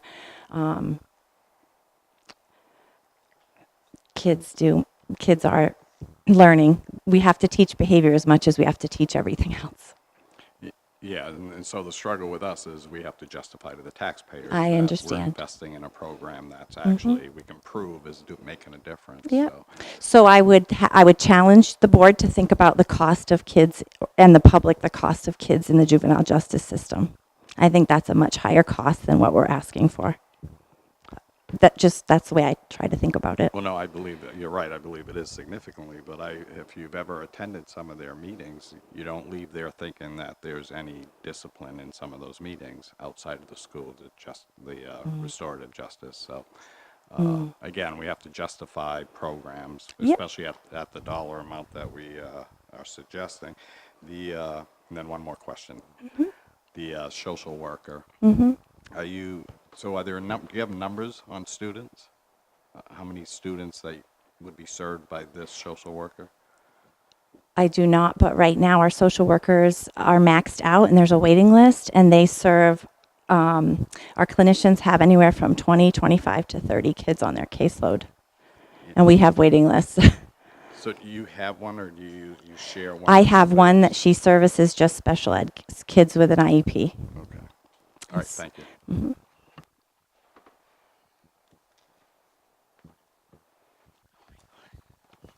Thank you for taking the time and probably standing near the longest consecutive My meeting pleasure. this evening. My pleasure. Thank you. Appreciate all the work you put into it. At this time, we're going to take a 5-minute recess, and we'll be back shortly. Amber Eliason from McMahon Elementary School. Thank you for your patience. Sure. It made sense for Longley and Martell to go together. So I'm Amber Eliason. I'm the principal of McMahon. This is my first year as a principal. I'm here with my amazing administration team, and I'd like to start by just introducing ourselves and letting you know we're a new team to McMahon School, and I want you to know what strengths we bring to our school.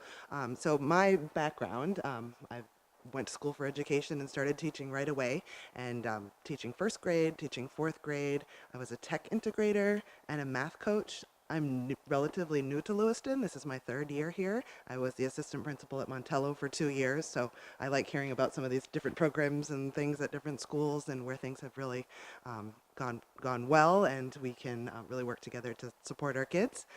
So that's some experience that I bring, and So I'm Michelle Russell, and I have been in the district since 2000, and most of that time I was a 6th grade teacher at McMahon, so I'm very familiar with McMahon School. I left McMahon for 4 years to be an instructional coach at LMS, a math coach at Martell and Farwell, and then I became the assistant principal / special ed supervisor at Farwell for the last 2 years, and then this is my first year as assistant principal alone. One hat, one job, at McMahon, so very happy to be back. I'm Sandy Finley. I'm the special ed supervisor at McMahon. I've been here over 20 years too in Lewiston, even though I'm not from the area originally. I taught first grade, second grade, and third grade at Halldale and Deer Isle, Stonington. I moved around a little bit. I'm a teacher of the deaf, and I'm a speech therapist, and I also taught what we used to call multiply handicapped deaf children. Now it's multiply disabled. Just shows you how long I've been in the business. Anyway, I'm thrilled to be with this wonderful, strong team at McMahon. I'm thrilled to be there. Thank you. It's just awesome to have a team of people that are as student-centered as these amazing ladies are. So it makes my job easy. So the handout that was given to you, our school profile, we do have a large staff. So we have 50 teachers and almost the same amount of ed techs. We have 1 guidance counselor, 1 nurse, I can't tell you how amazing it is to have a full-time nurse. Like, that woman is amazing, our nurse, and it's so important. When she's not there, it's a problem. And I just kudos to Lewiston for having full-time nurses in the elementary schools, because that's not the case everywhere, and it's a really important position, and she supports our kids being ready to be able to learn. Just wanted to throw that in there. Custodians and food service.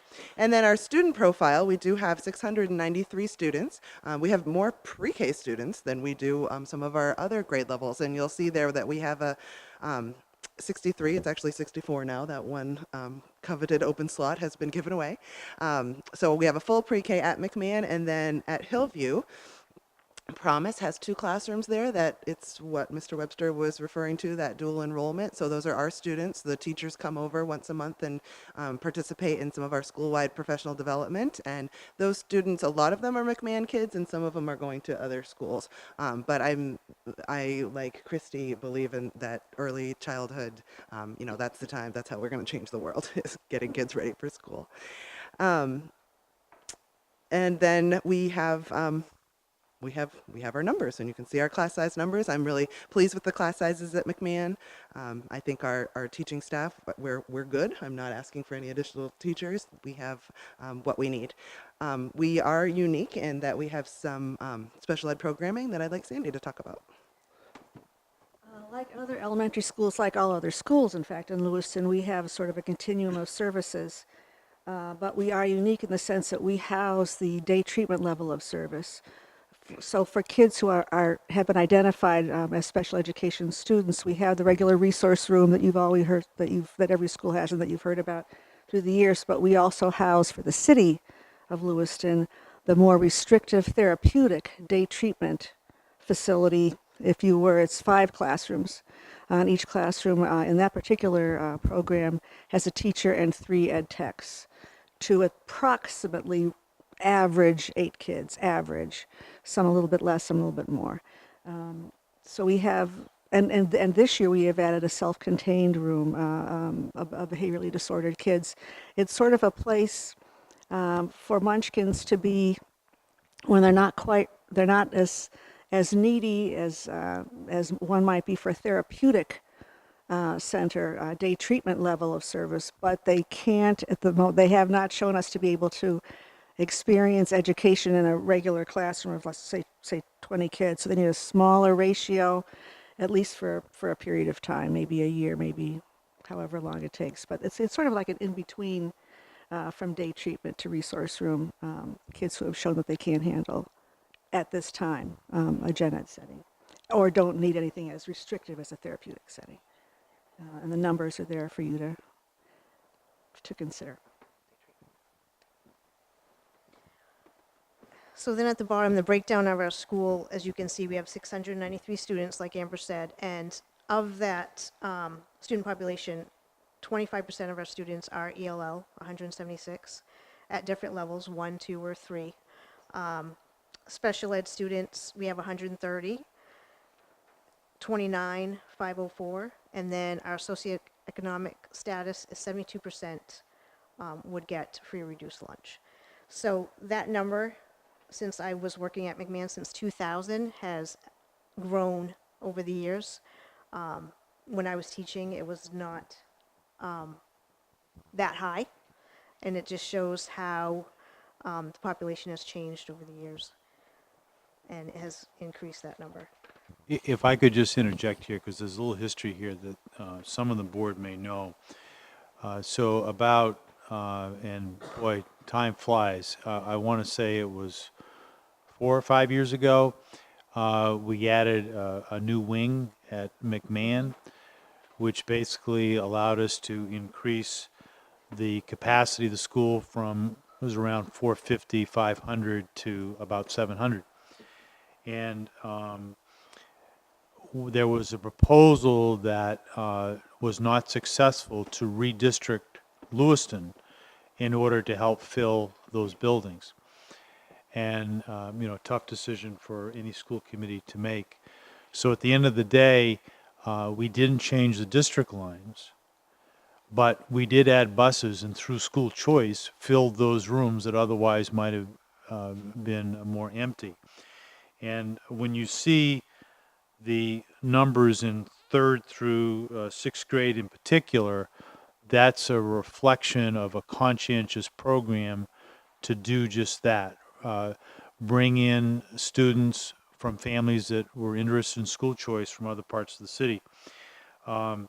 With changes in positions and what have you, some of that effort lagged, and I'll take the blame for that. And so we've kind of reinstituted that, and I know that McMahon has had some recent students that didn't start out the year there.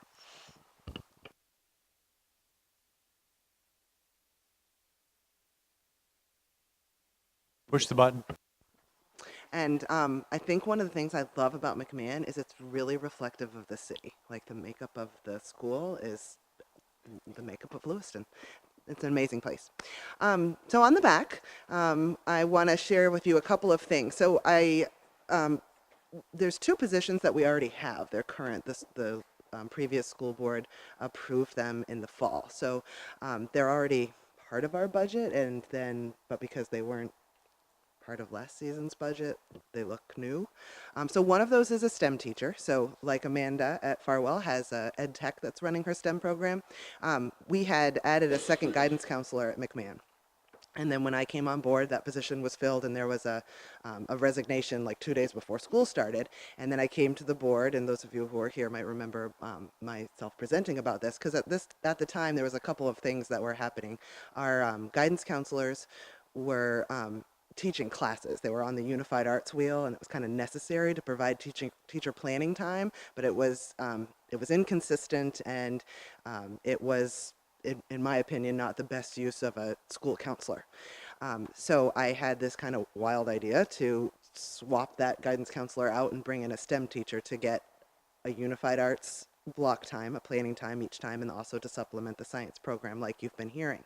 And we had an ed tech who was looking to be a teacher and has gone to school for that, who already knew our school really well, and she took that role on 3 weeks into school starting, and it has been awesome. So if you are interested in hearing about STEM, so we have the full teacher. Like Amanda's so lucky that she has an ed tech that is of the highest quality that can do that, but I would agree with Christy that you really need a certified teacher to fill that role. And so kids go to STEM once a week for a 40-minute block. Our STEM teacher has a lab. It's always messy, but that's because there's vinegar and volcanoes and experiments going on. There's always a hands-on experiment going on. The kids have to work together. That's one of my favorite parts about it. There's always groups with these engineering challenges that are going on, and the kids love it, and it's really increasing their critical thinking 21st century skills. So if you want to see the active science lab and what it's really like, come on over.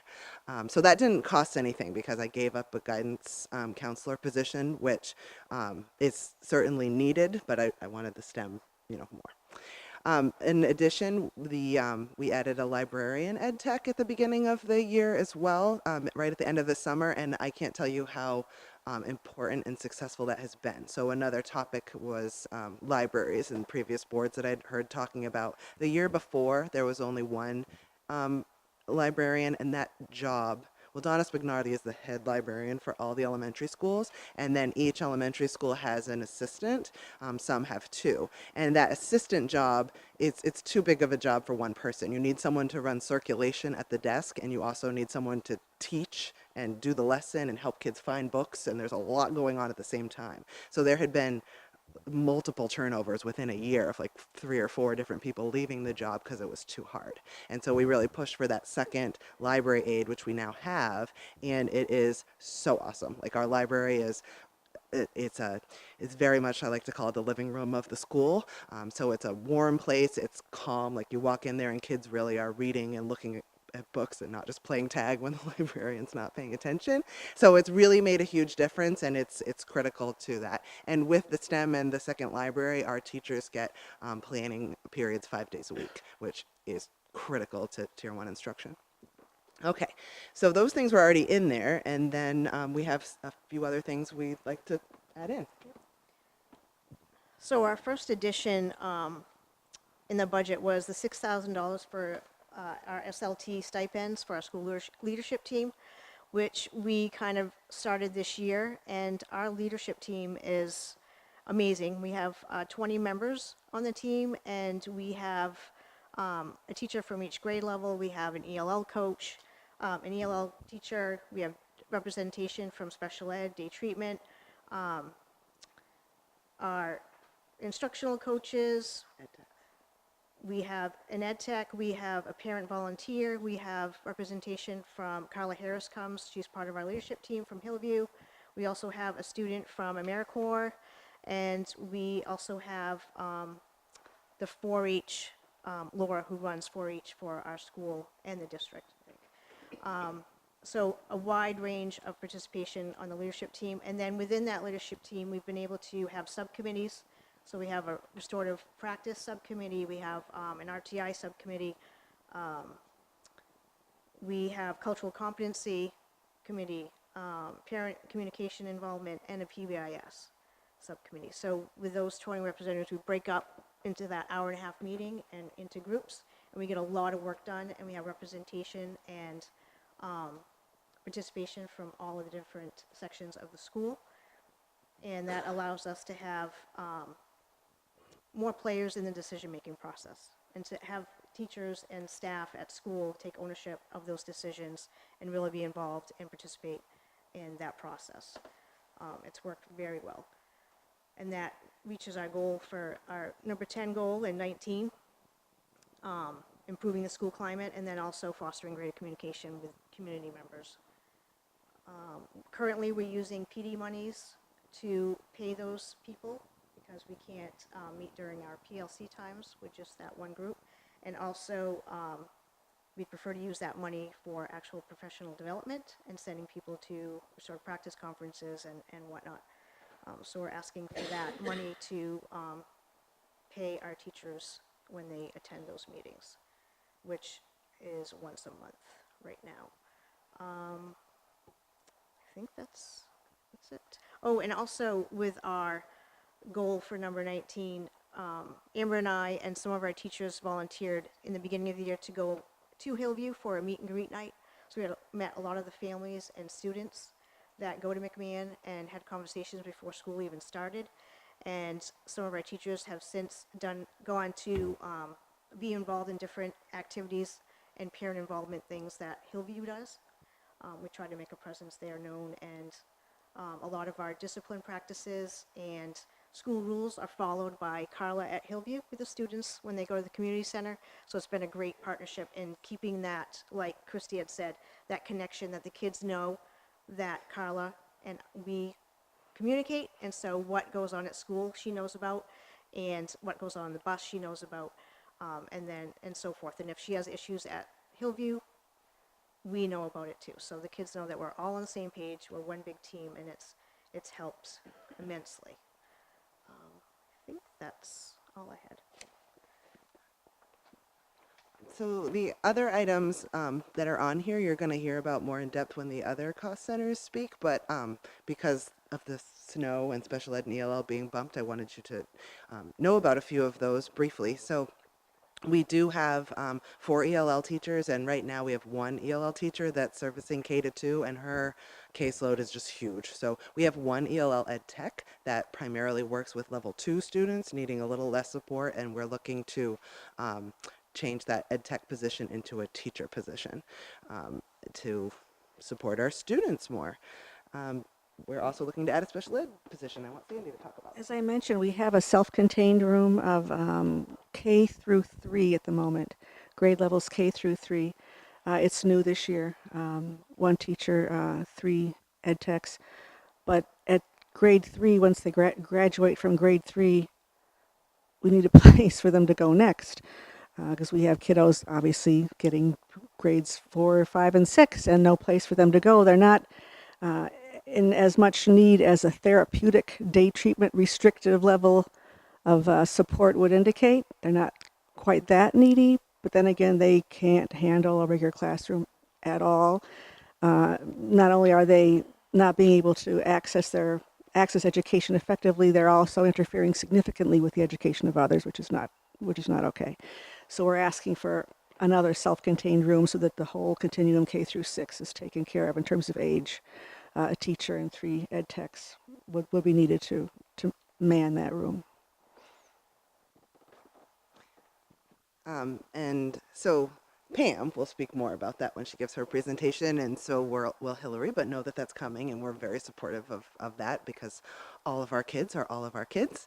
And then also the facilities has a few projects we'd like. One is parking. I do not have enough parking for all of my staff, so they're on the grass and they're on the street, and in this winter that causes all kinds of problems. So I'm got some land in the back, and I'd love to put a little pavement down and have some more parking spots.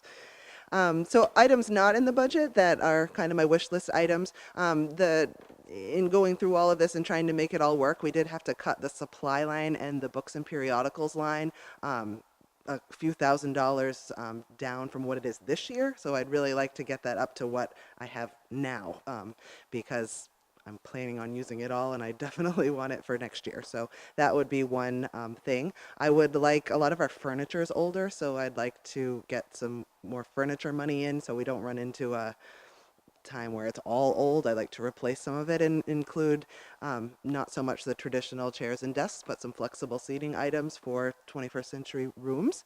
Our 6th graders don't yet have Chromebooks. We're the only school I think left in the district that doesn't have that. Our 6th graders have iPads. That's in the tech budget, but it had to come out of there. We really need to get those up to speed. One day, I'd really like to get that second school counselor, whether that's a guidance or a social worker, to meet the social emotional needs of my students. And I'd really love to see iPads in the K-2 classrooms, just 4 in each room. I think a tablet has a lot that it can leverage when it comes to learning for primary, and an upgrade of the laptops for 3 to 5. The only other thing I wanted to mention, so at Montello, the RTI position that Martel was talking about, we started one of those this year. Montello has had one for a couple years, and the prior principal before me, Tom Hood, had advocated for an RTI position at McMahon, and he got it, and then he went ahead and took the position. So he is, and it's really, really working well. So this is a room, so it's a classroom space that does multiple things to meet the needs. So it's an RTI position primarily focused on social and emotional interventions, but there are academic components in there too. So kids will go to that space that maybe we've developed a behavior plan that includes scheduled breaks or earned breaks or quiet work time. Like I listen to my teacher's writing lesson and I need a quieter environment to just bust out my writing and get that done. We do have a few cubicles in there for students who have received an in-school suspension. That is a space that they will go as well. And then we also have just a reset area for kids starting to become disruptive, but we want to catch them before it becomes a problem and they need a walk or a place to cool it down. We'll do that. And then he also does social and emotional interventions. So during that intervention block, kids will go there for group work on emotional regulation and conflict resolution. And the kids are really loving that.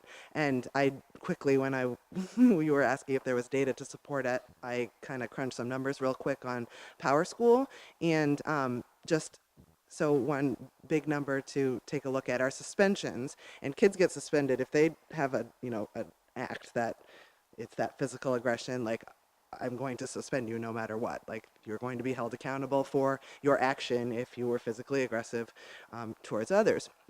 And so our suspensions are actually down 30%. So at this time last year, there had been 107 out-of-school suspensions, and this year we're at 19.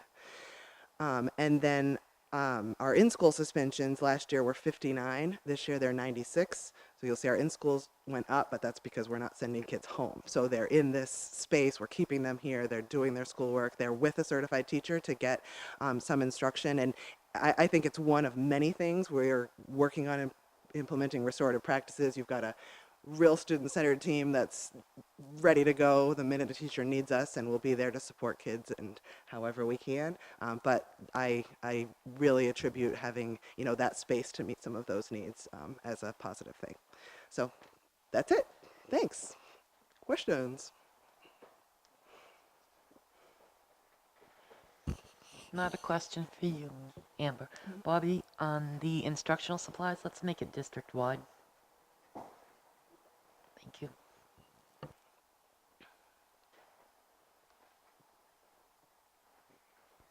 Not necessarily a question, just a comment. Yeah, you recommended switching the guidance position, guidance counselor position for the STEM teacher. Very glad to hear that it's been successful. Also glad to hear about the library, Abe, that's been working out well. Very cool. I'm also pretty excited to see that we're going to be working on adding some additional parking spaces in back because, yeah, I go by there now and then and it's a little chaotic. Very cool. And yeah, just fun little tidbit. I think I went to the 6th grade graduation at McMahon 14 years ago, so not too long. Anyways, and now I'm sitting here. Yeah, so great presentation, and glad to hear the good news. Thanks.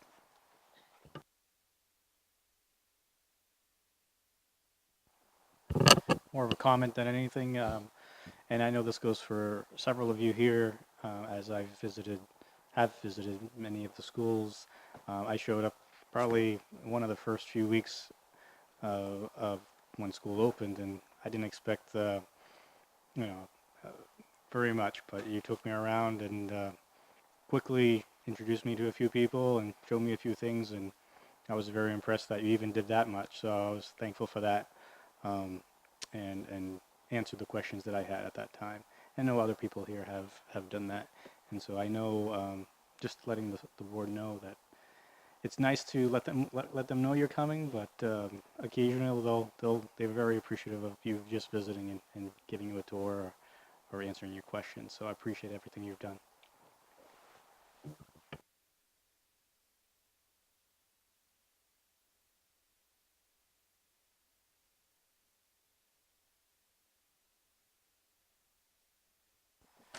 Moving ahead with Montello Elementary School, and Mr. Jim Cliff will present. Thanks. I'm going to bring you an updated handout. So you received one yesterday electronically from Mrs. Turgeon, and the one I'm going to provide you tonight has a bit more detail for each of the pieces. I think they'll be more informative to you, and I did ask Mrs. Turgeon to update the one that she put in the Google Drive for yesterday, so it's the same as the one you're going to get this evening.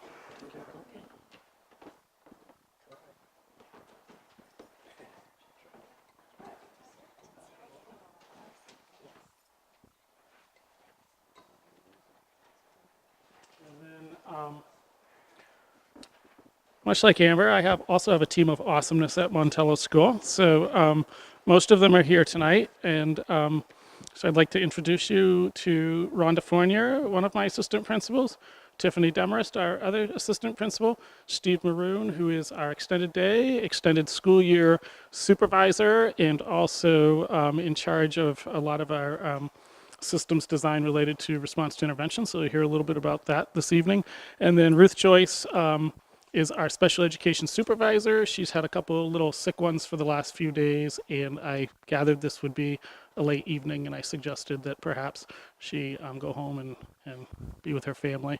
And so she argued with me a bit, but in the end I won. So she's not with us, but come on up.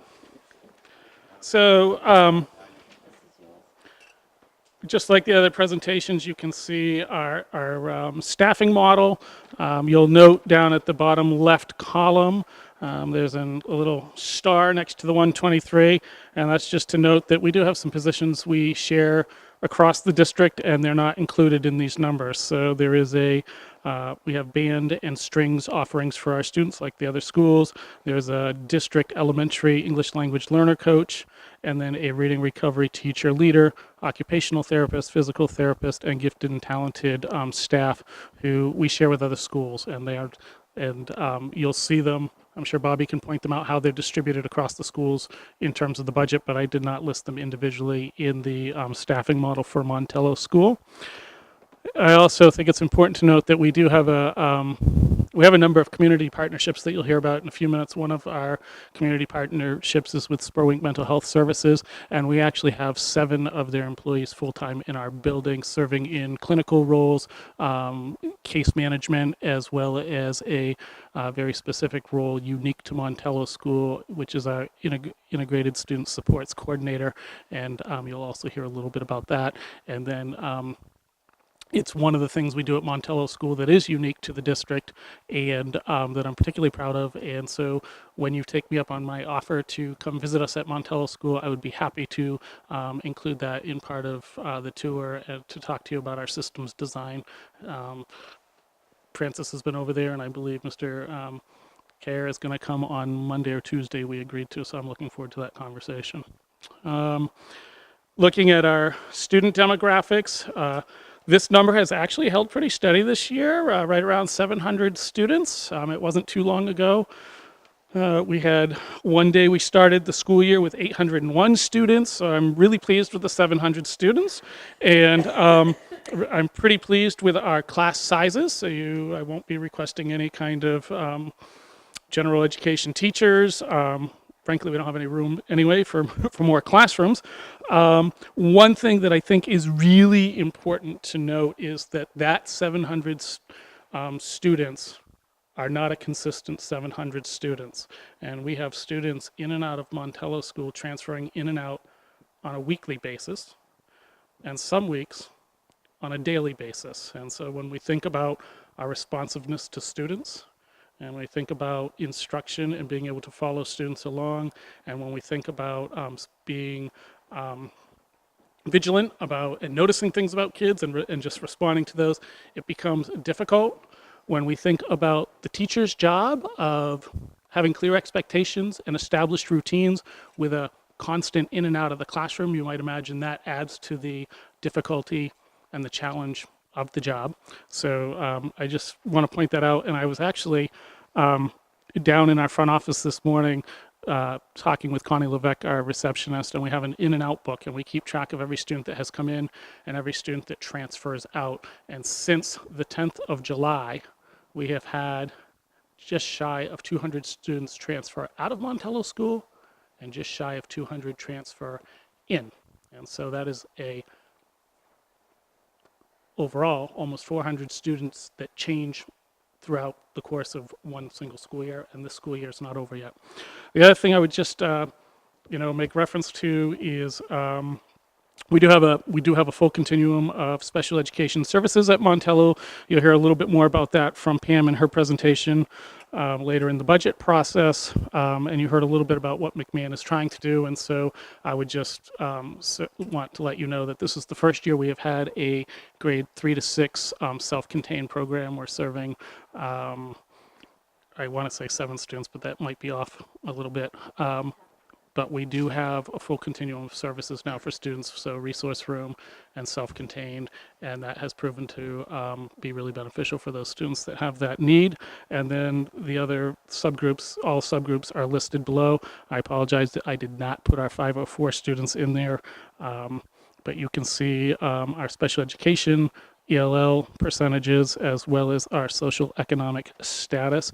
And just of note, we do have 31 special education referrals in process.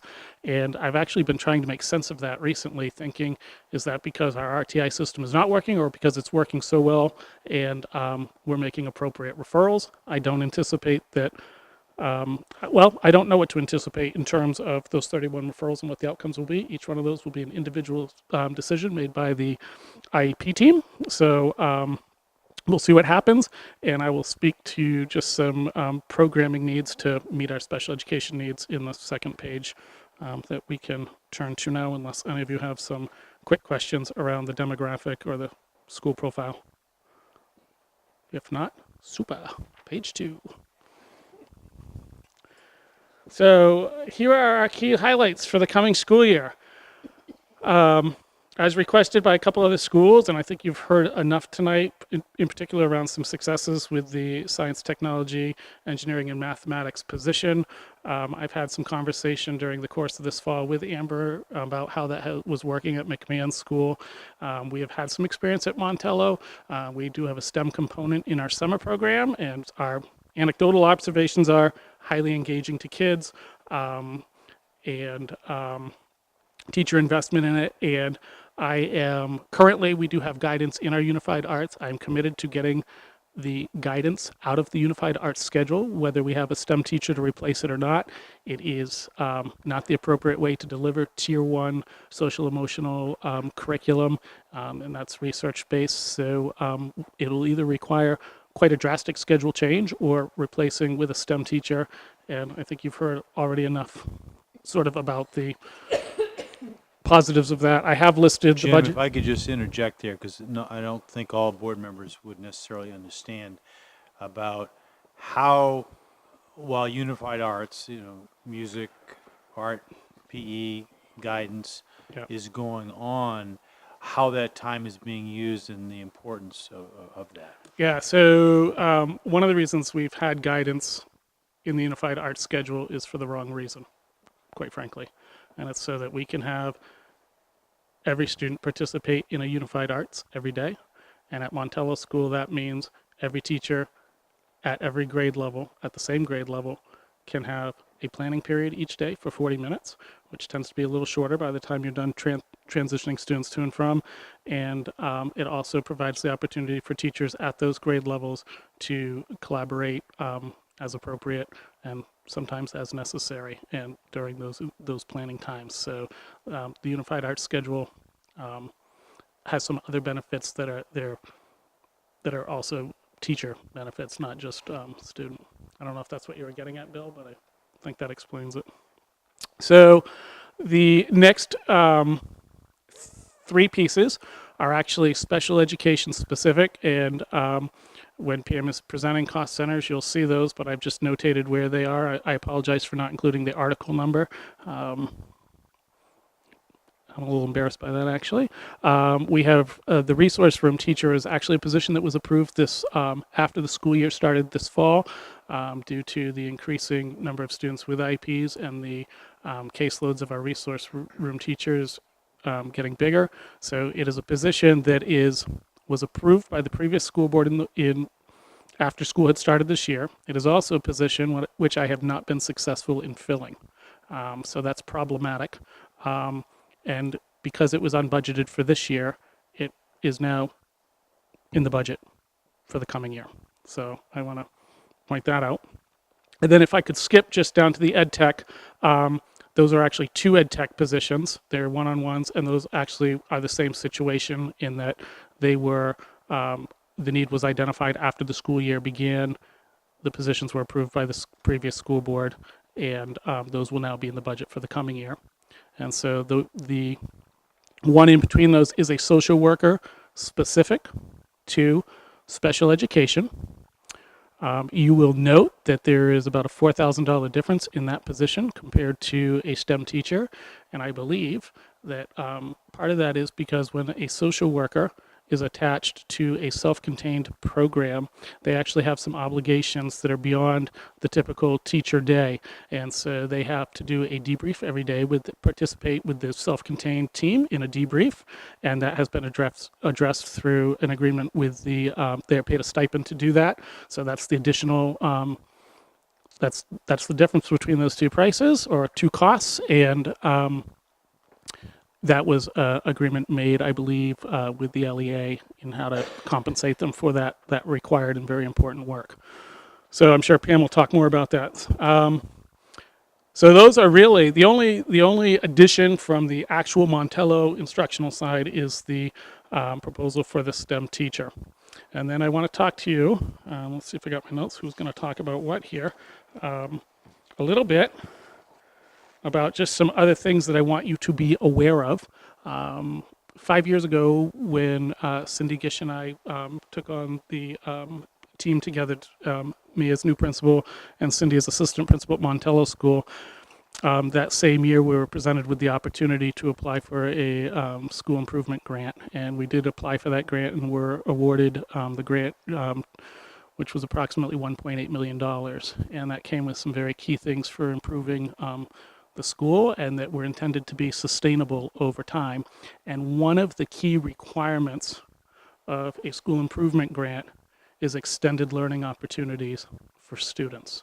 The other components of the grant were a strong teacher evaluation system, which Lewiston was already working on, job embedded professional development, which we were able to do, and then some instructional and technology upgrades, which we also put in.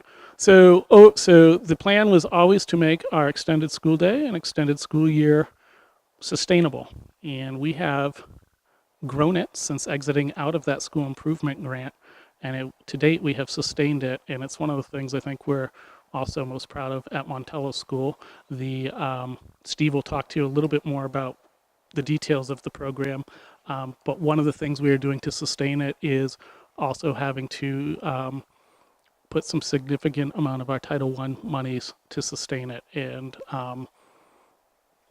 that's an appropriate use of those monies, but at the same time, if I was not using those monies for some of these components of extended school year and extended school day, I would be putting those monies into salaries for, say, interventionists so we could further respond to our students in need.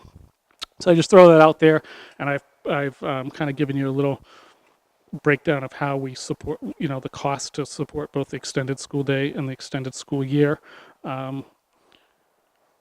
You'll see we provide a number of math and literacy intervention, both individual and small groups, social emotional skills groups, and then a number of extracurricular clubs for students. And the extracurricular piece is really important because it's one of the things that gets kids excited.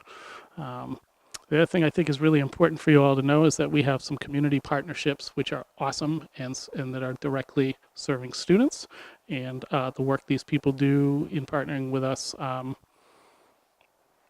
doesn't generally come with a cost to us, but it's priceless in some ways. So you've heard a little bit about the work we do with Spurwink. We do some work with the St. Mary's Nutrition Center.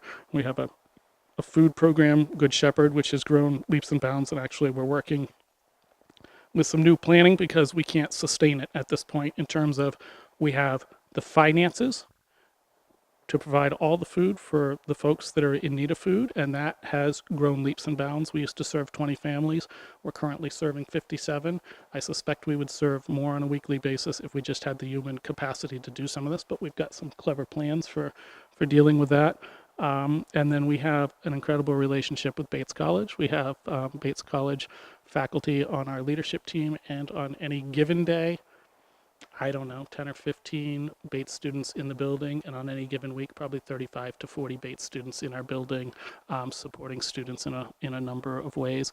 And in past years, we've actually had some work studies help support our programs in the summer. So we try to get really creative, and we find that those students over at Bates are really giving of their time and really committed to our kids at Montello School. Some funding sources just worthy of noting. Beyond the local budget, our other two biggest things are our Title I budget. Montello School is the highest receiver of Title I funds in the district, and then for a number of years we've had a lot of support from the John T. Gorman Foundation, and they continue to support us with a grant right now, and I will be working with them to apply for a third year of the grant for something that I think has great value to our students and our community, has great potential, and that I would like over time to see sustained through and adopted by the local budget. So I'm kind of giving you the preview now. And then other things that I just want you to know, from a maintenance standpoint, I'm sure you'll hear from Louis, we had a number of things that really need to happen at Montello School. We've had to defer a number of those to make the budget work, but we're, as far as I know, assuming this gets approved, we will at least get started with one of those projects, which will be painting all of our first floor hallways. And we have a significant capital improvement project coming up this summer, which is an electrical upgrade that you may or may not know about, but that is basically the electrical supply at Montello School is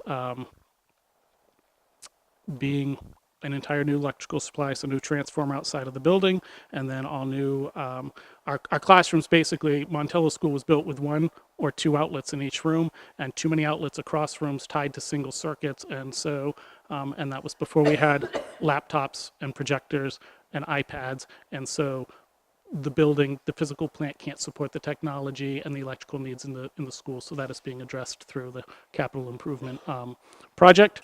And then finally, I guess the third thing that we're most proud about at Montello School is we do have a really strong response to intervention system that I could tell you all about, and my awesome team could tell you all about, and our staff could tell you all about.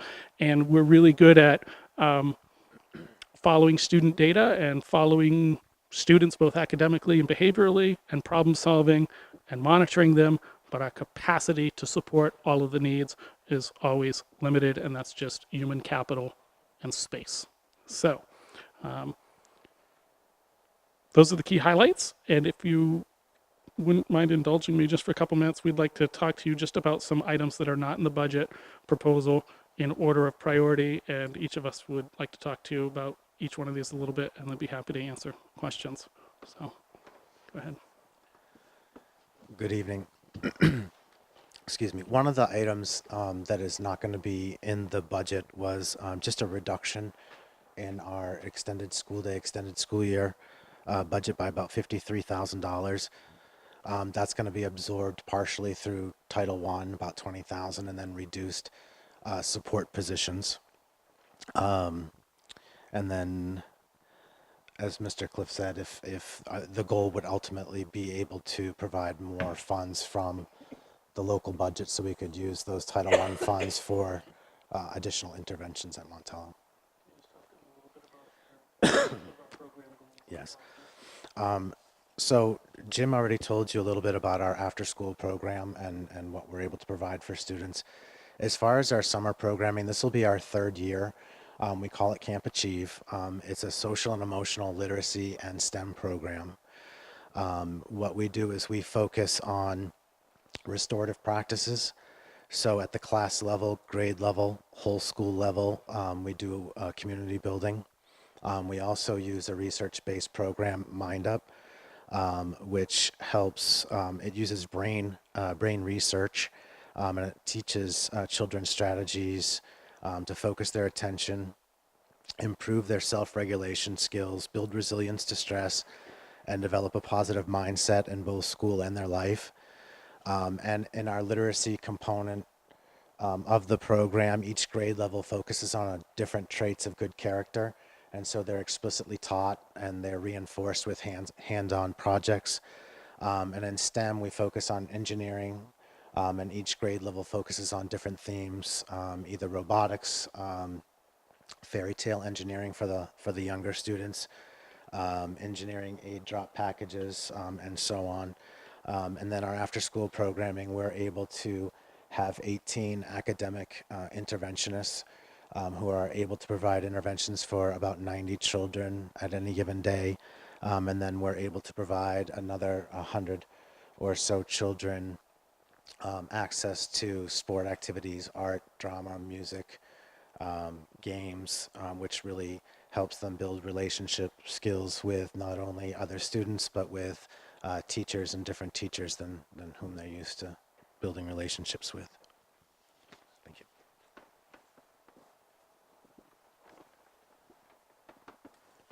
Hi, I'm going to speak to you about the Integrated Student Supports Coordinator position.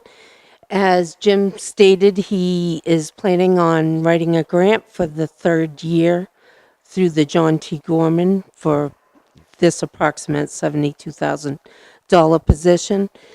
The purpose of this position, what it helps us do at Montello, is to actually look at the whole child and help the whole child. Whether it's through our RTI process, our truancy meetings, even our social emotional meetings that we sometimes have weekly, we learn from our interaction with parents, our interactions with the children, some of the needs that's not normally provided by the school.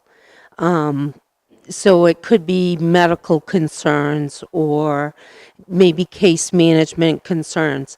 But this position, as they attend these meetings and assist us, help make connections with the community to help support the child outside of school, so that when they're at school, they can actually focus on their academics and they don't have to worry about what's going on at home, or am I going to get my medicine, or there's a multitude of what ifs that our kids face every day. And this position helps make those connections. And currently, it's not in the budget, but it's definitely a priority at Montello. So you'll see a couple other, moving down here to the building maintenance. These are pretty specific pieces that I had anticipated would be in the budget for the coming year and would address some facilities needs at Montello. And I want to, I tried to put it in the notes here. The facility at Montello is a great facility and it's got a lot of life left in it. And so once Connor's building comes on, it will be the oldest elementary school in the district, but it's got a lot of life ahead of it. And in recent years, it's had some great attention paid to it. So we have, in my time at Montello School, this is my 11th year here at Montello, the changes to the physical plant have included updated lighting and for energy efficiency and appropriate types of lighting in the building. A conversion from oil to natural gas heating with modern units in the cellar to supply both the heat to the building as well as domestic hot water. A new air exchange for the entire building, so making sure that we're exchanging air and bringing fresh air into the building. And then most recently, lockers and cubbies in our hallways. And then just a few years ago, a new entranceway. And so, and that was really served two purposes. Number one, security. It's an improved system with improved visibility. And then, as importantly, aesthetics and just a welcoming sort of vibe when you come in. So those are the things that have gone on in the building in terms of keeping the facility updated. Things that need to happen are paving one side of our parking lot. We do have a crater out one side, and we had hoped to fix that last year, but it hasn't been fixed. And I have had some staff complaints this winter, wondering when their exhausts were going to fall off, and they bottomed out. But you will see three major things here. Front entry doors, and this is actually kind of unfortunate with the design. When we redid the front entrance, we actually, being good stewards of financial stewards, the former facilities director worked really hard with the contractor, and we actually recycled some materials that came out of the previous Lewiston Middle School when they were undergoing their renovation. And the doors provide ample security, ample visibility, but the locking mechanism and the way they operate is not an ideal situation, and it really needs to be improved or changed at some point. So that is one piece. The other piece you'll see is exterior paint, and that's just fascia boards and things like that. But I think when we think about a school community and a welcoming and an inviting and a comfortable place for kids, our exterior says as much about our interior. And I think, you know, from a homeowner's experience, like when you don't take care of these things and have a rotating schedule for when you're painting things and upkeeping them, eventually you're stuck having to repair and replace. And so we do have just fascia board and trim boards that really are in need of some attention. And then the interior of the building, the hallways, definitely need update, and for two reasons. They haven't been painted as long as I've been there, so we have a mishmash of colors and splotches everywhere. And I think, as we've learned from new schools that have come on board, we can do things with the color palette that also make our buildings both comfortable and inviting for students. And so that needs to be put on a schedule. We'll do the first floor this year, but I would like to see the second floor done and the stairwells. So that's what you see here, and I've sort of given you a little rationale for those pieces. And then just, these are really small things that I can live with, but I just want to bring them to your attention.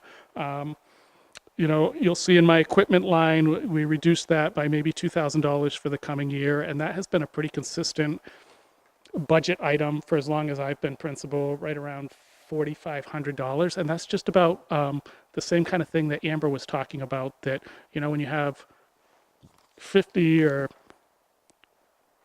50 classrooms you've got to update your furniture, and you've got to do that in some kind of cycle. And so, to be honest with you, $2,000 barely buys you a set of classroom furniture, and sometimes it doesn't once you get the shipping all figured out. So, my goal each year has been to update 2 rooms, and I won't be able to do that next year. I'll do 1 room, but we also get really resourceful at Montello. So a couple years ago, and maybe to the point that was brought up in the first presentation about Ruth's Reusables, she sent out a bullet one day that said we have a vendor that has donated brand new tabletops. They don't have legs on them, but the tables are brand new. Cindy and I went down for a truck ride, and we picked up I don't know how many tabletops, and then we purchased table legs for I don't know, it was crazy. It was like $30, and then we put a work order into our awesome maintenance department, and we outfitted multiple classrooms with brand new tables in kindergarten and first grade, and they had just different desks, and it wasn't appropriate for the kids. So we also get resourceful. So, and then finally, these are the before Tiffany talks about our leadership team, I'm just going to tell you, I'm embarrassed because I didn't catch this, both of these things. We have had ongoing restorative practices work for the last 2 years. It has been all grant funded, and the $6,000 represents, and that's contract bringing in consultants to support our work and guide my team and our teachers. And actually, I could probably do it for a little less, but I've done it for the last 2 years with grant funds, and I didn't catch it, so I'll be working on to come up with some kind of source to keep that work going next year. And Tiffany's going to talk about our awesome leadership team. I just want to give you a little context. Montello has been what we call a priority school for a number of years. Before that, we were a SIP school. Some people call it a failing school. It all has to do with the just some of the DOE and the guidelines and things like that. But one of the great things about being a school that has underperformed, or in the eyes of people has underperformed, because I think we perform pretty awesome in a whole bunch of ways, given a lot of circumstances, is that we receive quite a bit of technical support and financial support from the Department of Education. And one of the things they have supported for the last 3 years is money specific to supporting our school's leadership team. Tiffany's going to tell you about the leadership team. I don't know how I missed it, but when I was talking to Steve McDougall, who I work closely with he sort of coaches and mentors me, and also works with our leadership team, Montello will be off the priority list next year. Well, all schools will be because of the new ESSA rules, so we get a little breather for a year, but the unfortunate part is we won't be receiving the level of technical support and financial support to continue the work we've been doing. And the $12,000 represents basically the money that we pay our team members to be team members. And what I have found since we started doing this for the last 3 years, paying them, is the commitment to the work that those staff are doing, and their attendance shot up tremendously. And I think that shouldn't be a surprise, and it's just about respecting people's work and their commitment to the work they do. So I didn't catch it, and I wish I had known earlier that this might be the case. So I do not have a great plan for how I'm going to fund my leadership team next year, but we'll see how that all plays out, and we'll get creative if we have to. Well, I just wanted to first say that the quote that was shared at the beginning of our meeting today actually really resonated in thinking about how our leadership team operates at Montello. We really are a shared decision-making group. I first joined the leadership team when I was a teacher at Montello and felt really empowered and felt like my voice was heard in making actual meaningful change in our school building. Now that I'm in an administrative role, I actually find it a wonderful opportunity to get a good pulse on what our teachers are feeling, what they're thinking, what changes they see that need to be made in our building, and then reflecting as a group about how we can make that happen for teachers and with teachers. So we currently have representation from all grade levels. We have a special education representation as well, community members and parents. We're looking for more parent involvement, but we have wide representation. We do some really amazing work as a group. In the time that I've been on part of the leadership team, we have changed the way we have structured our playground to make it more safe for students and more successful for students. We've changed our professional development models and provided some book studies and work around students in living in poverty and how to support them in the classroom. And this year we're really thinking about our students and culturally and the diversity of our school and how we can learn more and change our own practice to better support these students and really honor where they come from and make that a part of our work. And that work is really teacher driven. Teachers decide what the priorities are in our leadership team. And so it's a great way to really honor the voices of the people who are doing the incredibly hard work every day. So it's a really powerful experience. And like Jim said, paying teachers to do that work is just a way to honor and respect the amazing work that they would already volunteer to do, but it has increased our membership and our participation as well. Thanks. Yep. Questions? Not a question, but we've had a request for future budget meetings. The schedule of the elementary schools has been the same over multiple years, and we'd like to reverse it so Montello can go first.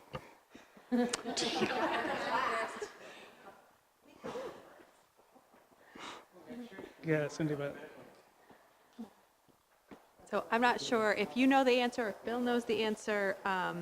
As far as the way that the Every Student Succeeds Act is written for the block grants that are now coming, there's a way that they've rescheduled professional development and how they're paying out for that. Do you have any guidance from the DOE on how that's going to work now that the system has changed? I'm going to defer to Bill. I'm going to defer to Sean.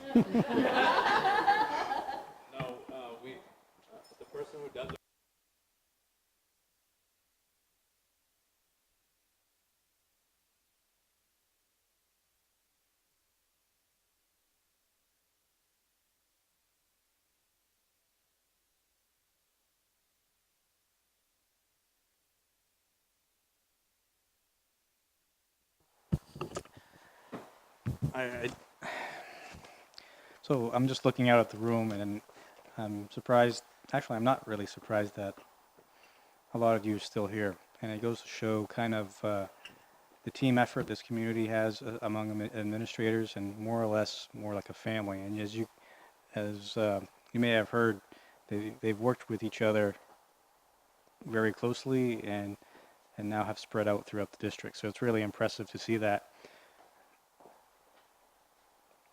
Jim, I'm sorry if I embarrass you with this, but you'll probably enjoy this actually. But we just heard you say a few minutes ago you had about 800 students, and that was about 3 years ago you had mentioned. And I joined this board shortly after that. I remember you coming to these long meetings, and I look at you today, and you're very energetic, and you've probably been up since 4 or 5 this morning, I'm guessing. Okay, so that's probably where you get the energy from.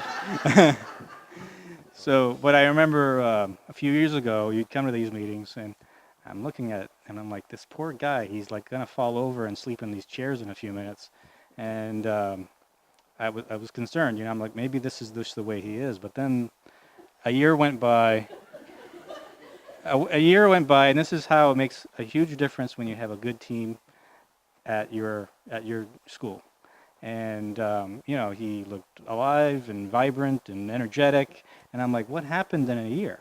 And so I asked him this about a year ago, and he said, well, it makes a difference when you have you pull through the challenges you have to get through, first of all, and that's what makes a strong person and a strong district. And then having a great team that can help you get through that makes a big difference too. So I'm glad you have stuck around as long as you have and got through and persevered through all those challenges. So I'm just saying kudos and thank you for and all the work that you've put into improving our students and the educational value in the city. Well, you did embarrass me. But I would say it is kind of funny because you do make some observations. I've had the great privilege of having been surrounded by really smart people who really, and you always hear me say this, do all the work. So I've had the great privilege of being partnered with Cindy Gish. And that was awesome.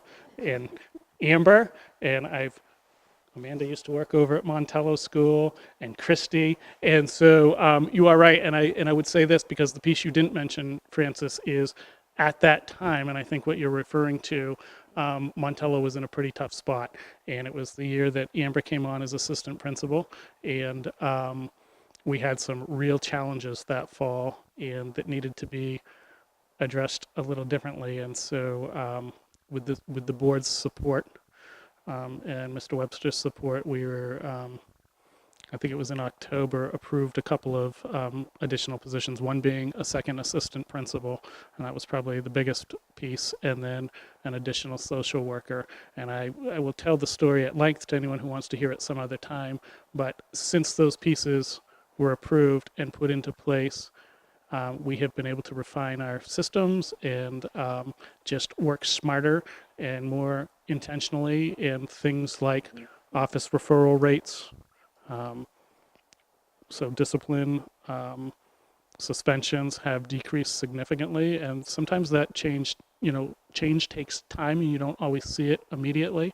For those of you that are not aware, the way that Rhonda ended up at Montello was because during that very same time period, Sean, who was the principal at the high school, recognized the sort of despair Montello was experiencing and said to me, I will send my dean of students down to your school and put her on loan to you, and I'll let my APs know that the need is at Montello right now.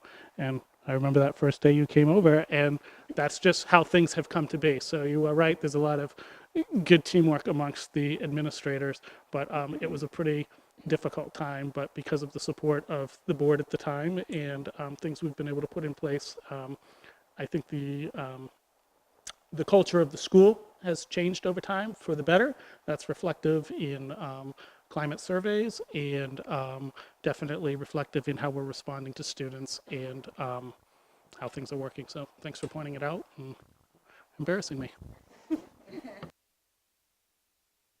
All right, and Cindy's eyeing me. She's like, stop talking so she can get up there.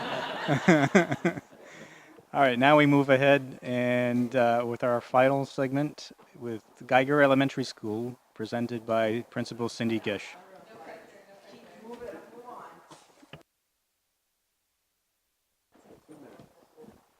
That's what I get now, 2 minutes. So hi, I'm Cindy Gish, principal at Geiger, and I also have my amazing team with me that I wouldn't make it through the day without them. Michelle Winslow, the assistant principal at Geiger, and Kelsey Netto, who's special ed supervisor, who will also be presenting in a couple of weeks. But I think what you say, Francis, is true. We do kind of all support each other, because when I was leaving the house, my husband asked, well, are you at least at the beginning of the meeting? And I'm like, no, I'm last. And I said, but it really wouldn't matter anyways, because everyone sticks around and stays and supports everyone, and that's true here. So first, I want to just take this time to thank the board for your work, and also for some of the positions that you had, that some of you anyways, that were here in the fall had approved in the fall, including our second library ed tech, which has been an amazing addition to our library, an ISS ed tech, and then an additional special ed resource room teacher, which was added, I think, in October or November, somewhere around there, that we just filled. So those have been really great added positions that were unbudgeted last year that were added this fall. So I thank you for that. And then also to just take a minute to also give a shout out to the rest of our amazing team that's home and has enjoyed a couple of days off, that works tirelessly every day for our kids. Just doing that work day in and day out. And that goes to all of the staff that you see on the list here, from our custodians to the teachers to the nutrition staff, front office staff, everyone that just works so hard every day and is exhausted at the end of the day. But the next morning you see them standing at their classroom doors greeting kids with a smile. So I just want to take that time to thank all of them for all of their hard work. So the first page just kind of gives a picture of where we are at Geiger. With staff and students. I realized tonight that Geiger right now is officially the largest. We have a total of 715 students currently, which fluctuates. It might be different already today, I don't know. That was 2 days ago. So we do have a large school population. It's funny, when they come in the morning, it's like a never-ending train of kids. They just don't stop coming. but it's fun. It's fun to see them come in the morning. And we also have a large staff, 134 on staff, including everyone. So that, that brings its own challenges in itself, and we'll get to that. I mean, just when we think about parking, it's a lot of parking spots. And I have a couple parents here on the board that will attest to the craziness at the end of the day and what that brings for parents that are picking up kids at the end of the day. So we are working on some solutions. I'm meeting with Bill tomorrow morning, actually, to talk about using that back access road too next year, to hopefully try to alleviate some traffic patterning. So you do see that we do house, similar to some other schools that have some specialized programs in their schools. We do have the RISE program at Geiger.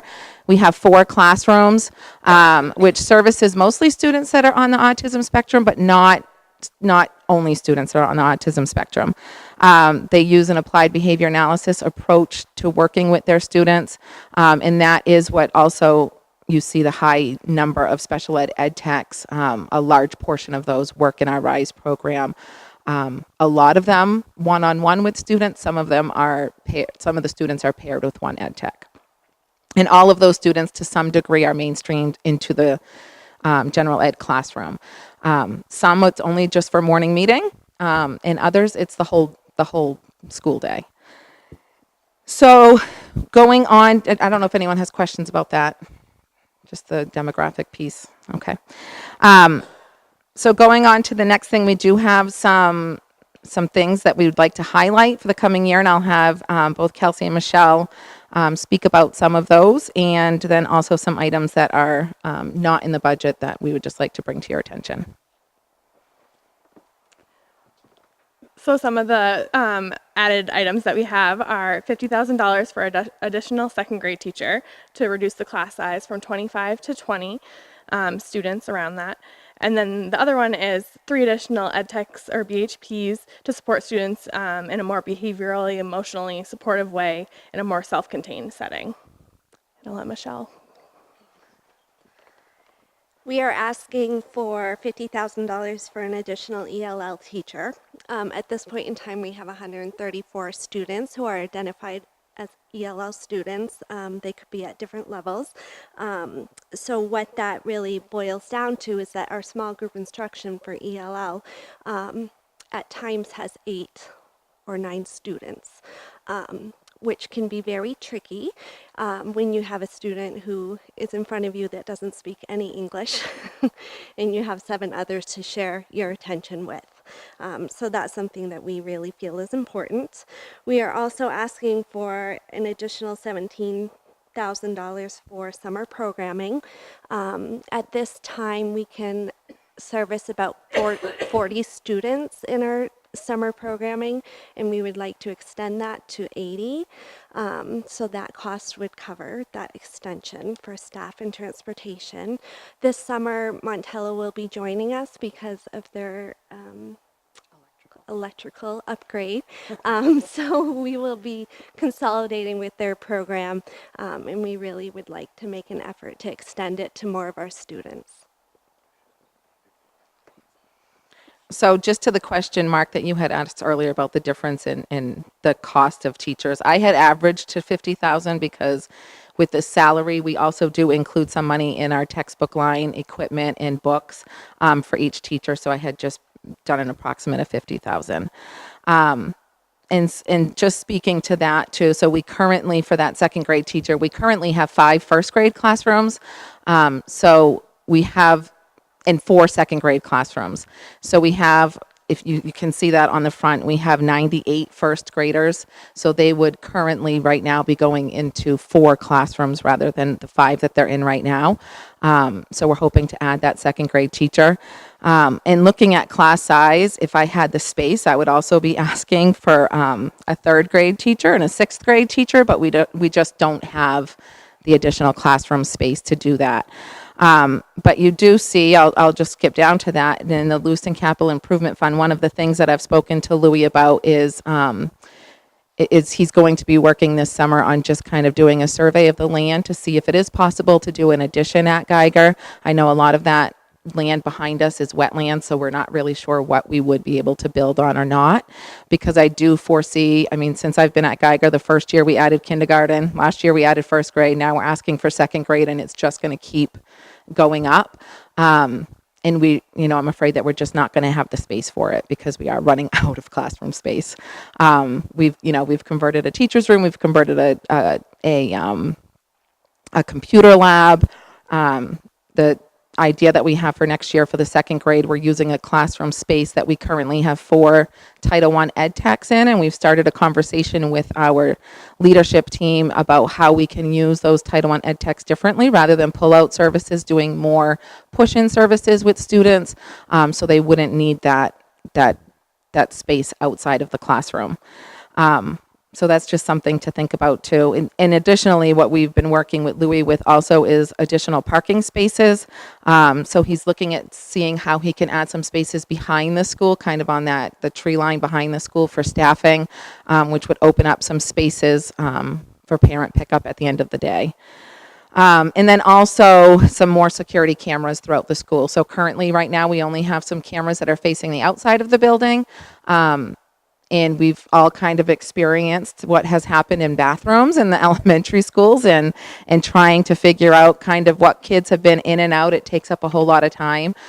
So we're hoping to add some additional cameras inside the school, especially around those common bathroom areas. And then similar to some other schools, we did put in for stipends for our leadership team. Since I've been at Geiger, I think it was just configured a little bit different when David Bartlett was there, but we did start a leadership team the first year that I was there.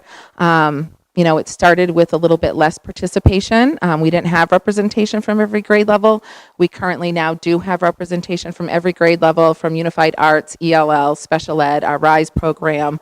Our coaches are on the team, and the 3 administrators. And I feel like we have a really strong team right now. We're hoping to extend that next year to parent and community member. We meet every other week, so teachers are coming for either 60 or 90 minutes every other week of their own time. And our attendance has actually been really good, but we're just hoping to try to increase some of that leadership responsibility next year. So those grade level representatives that are on the leadership team would take on a little bit more professional development leadership. So when we're offering some differentiated PD for teachers, that some of those teachers on the leadership team can really be providing some of that professional development because they really do have the knowledge and skills to be able to do that. So we did add that in there as well as some of the other schools did. And now Kelsey and Michelle are just going to talk quickly about some of the initiatives that we will continue into the next school year. And I see restorative practice being the first one, but our last 3 restorative practice PLCs have been canceled for snow days. So we have a lot of catch up to do on that. Yeah, so like Cindy said, that's one of the initiatives that we're passionate about, and we took it on last year, and we have a restorative practices team, leadership team that is made up of some people, and I am on that team, and so I run one of those groups that we've missed the last couple times, but they're really powerful, and we include all of our ed techs, all of our teachers, just a really great way to collaborate. So that is something that we hope to continue into the coming year. Okay. Another initiative that we are going to continue working on is proficiency-based implementation. We are going to continue differentiated PD around proficiency-based teaching, learning, and reporting so that we can continue to support our teachers. And we also just started doing some professional development on cultural competency. And we'd like to continue that and continue to teach our staff about competency and cultural humility. And I know that there was a question earlier about the cost for restorative practices. Currently, we are working with Ryan Anderson through Restorative Justice, in like our I think something against restorative practices. The last 3 meetings I've set up with her we've had snow days, so we keep having to reschedule. So that is a cost for the district, but besides that, our staff's really running that. So we did, through Title II, we were able to send some of our teachers that are on that restorative practice team to some workshop days, and then they brought that back to really lead that professional development with our staff. So we've kind of had a plan just to really focus on Tier 1 and community circles this year. Part of that was our leadership team in developing our schedule, our master schedule for the school last year, having a common morning meeting time. So the whole school from 8:50 to 9:10 is doing their community circles in the classroom, and every staff member, whether they're a classroom teacher or not, so all of our ed techs, ELL teachers, everyone is assigned to a classroom. So they kind of have a home base, and they're part of that morning community circle in that classroom. So that has been one of our focuses with that this year. So we have a couple of things that that are not in the budget. One of the things that we had originally put in, Amanda and I were hoping to share a STEM teacher between Farwell and Geiger. And that person would be able to service would have been able to service all of Farwell because of the school size, and would have been able to do grades 4 through 6 at Geiger. And I agree with the guy, and that would have taken place of their guidance class for grades 4 through 6. I think in the younger grades, the guidance classes kind of go a little bit smoother. I think at that age, they're a little bit more apt to talk about, some of those Tier 1 kind of things that, friendship and sharing and kindness, all of those things. I think once they get to the older grades and the topics become a little bit more personal, it's a little bit harder to do that in a whole class setting. So we were hoping to get a STEM teacher to be able to replace that guidance class time, and the guidance counselor would really prioritize their time in just working in small groups and one-on-one with kids, because we really do have a high need. I know Christy spoke about that. The mental health and the trauma, the number of days that we have DHS in the school talking to students, or the number of the what are they called, the pink slips there, the self-checks, the safety checks that our guidance counselors have had to do on students this year for making suicidal threats or comments, has just been astronomical, the number of times that we've had to do that. And that's a lot of what our guidance counselors are spending their time on.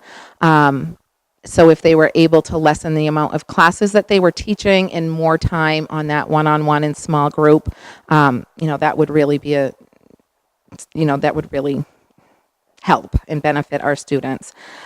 So that's one thing. And I know that I think it was Monique that put that on the list. I like the list. So I'm glad that made it on the list. And then also one-on-one Chromebooks. I would love to be able to offer that to our 5th graders as well. Our 6th graders currently have one-on-one Chromebooks, and they're wonderful. They're doing amazing things on them. They're peer editing through Google Docs, and they're doing amazing projects on them, and it's just great to see them be able to learn how to learn those skills before they go on to middle school and high school. So if we could start that in 5th grade more, that would be great. We do have computer carts for the 5th graders to use, but they're really, they're older computers. The battery life isn't great. They don't last very long. They're just not as reliable as the Chromebooks are. So if there was any additional tech money that, everyone has some needs that they would want. And like I said, if I had the space to add a 3rd grade teacher and a 6th grade teacher, one of my priorities is always class size. But I just don't have the space to add those 2 other people. So I think that's it. And I know Pam and both Hillary have some things that they'll be adding. I know one of the things that Pam is adding too that I didn't mention here, and I apologize for that, is an additional clinician. Our current clinician that we have who services our special ed students. So if a student has counseling on their IEP, she picks them up, is full. She is totally maxed out. And now we have students that if they come to us and they have counseling on their IEP, we'll have to refer them to our SPUR-Rank counselors, which right now there is about a month wait for that.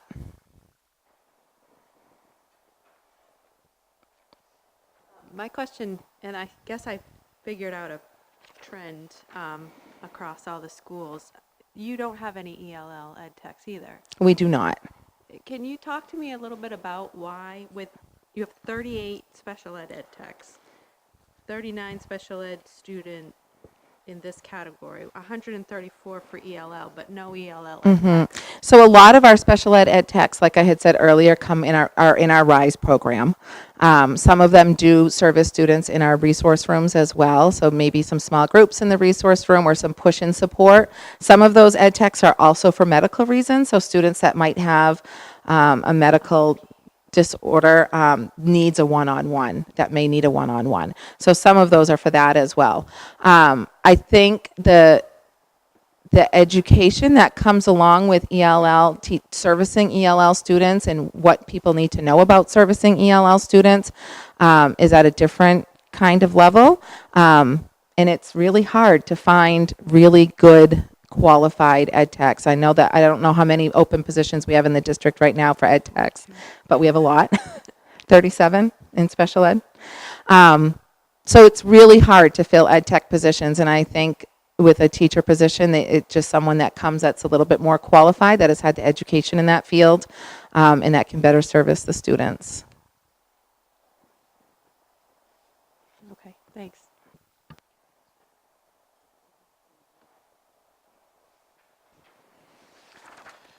All set? Something that I'm proud about grade schools, which I didn't hear anybody speak of, and it may be on a future agenda item, is the after-school programs. I think Jim might have touched on a few because his school is a little different, but 21st Century is at your school.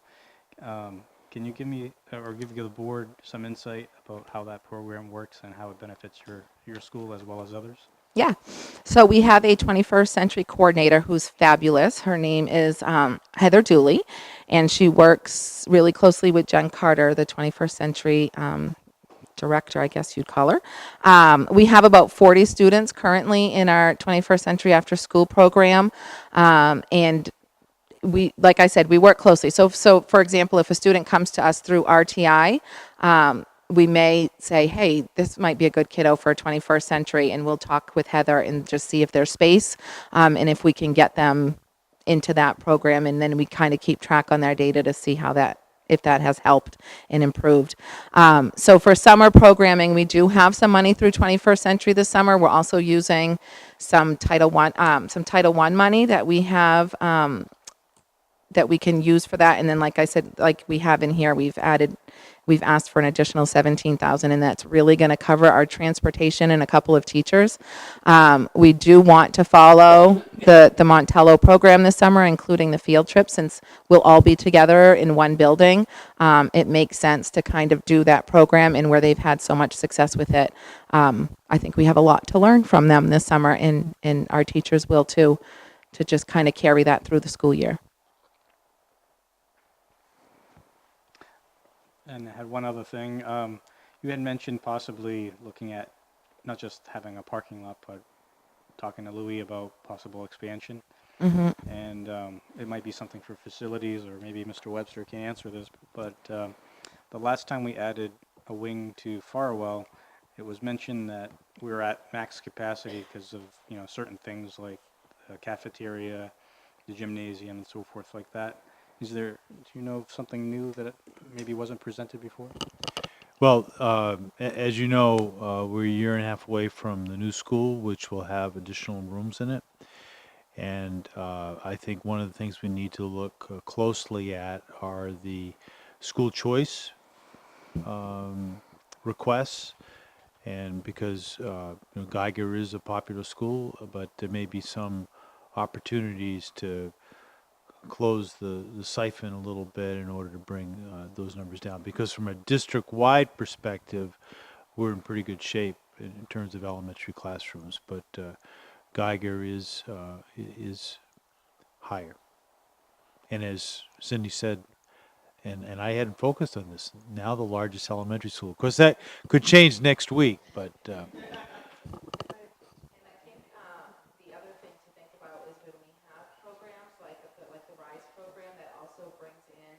additional occupational therapists, speech therapists, clinicians, so finding office space for them as well.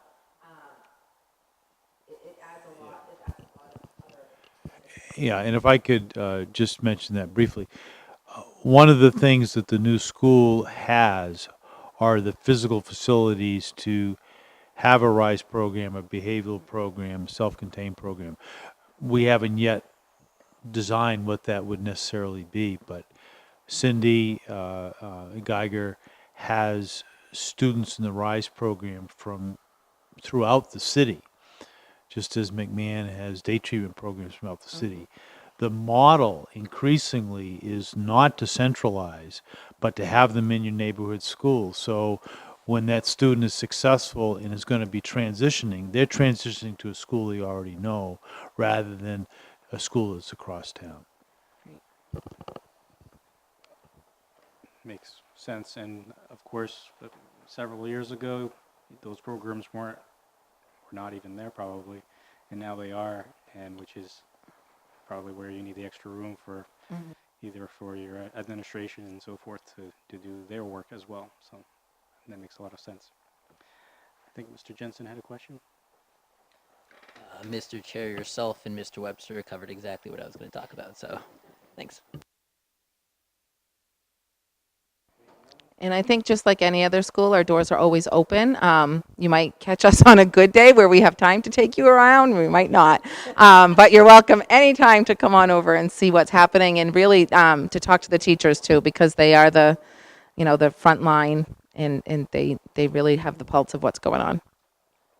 Mr. Chair, if I may, you've already alluded to this, but it's a real tribute to this group, how well they work together. They're still all here 3.5 hours later. Thank you. And I know that if one of them is sick or has got a question, that they feel comfortable calling any one of their colleagues, and that gives me great pleasure to see that. And just as a fun note, because I alluded to this earlier, Mr. Whitfield, you're not the current car, but the previous car, how much mileage did you have on it? 454,000. 454,000, and you reside where? Wiscasset. Wiscasset, Maine, and he's been doing this for how long? 34 and a half years. So anytime you get an opportunity, ask him about his car. He loves it. Thank you, everybody. We appreciate your time, and thank you. And do we have a motion to adjourn? So moved. Ms. Parks and Ms. Hutchinson? Those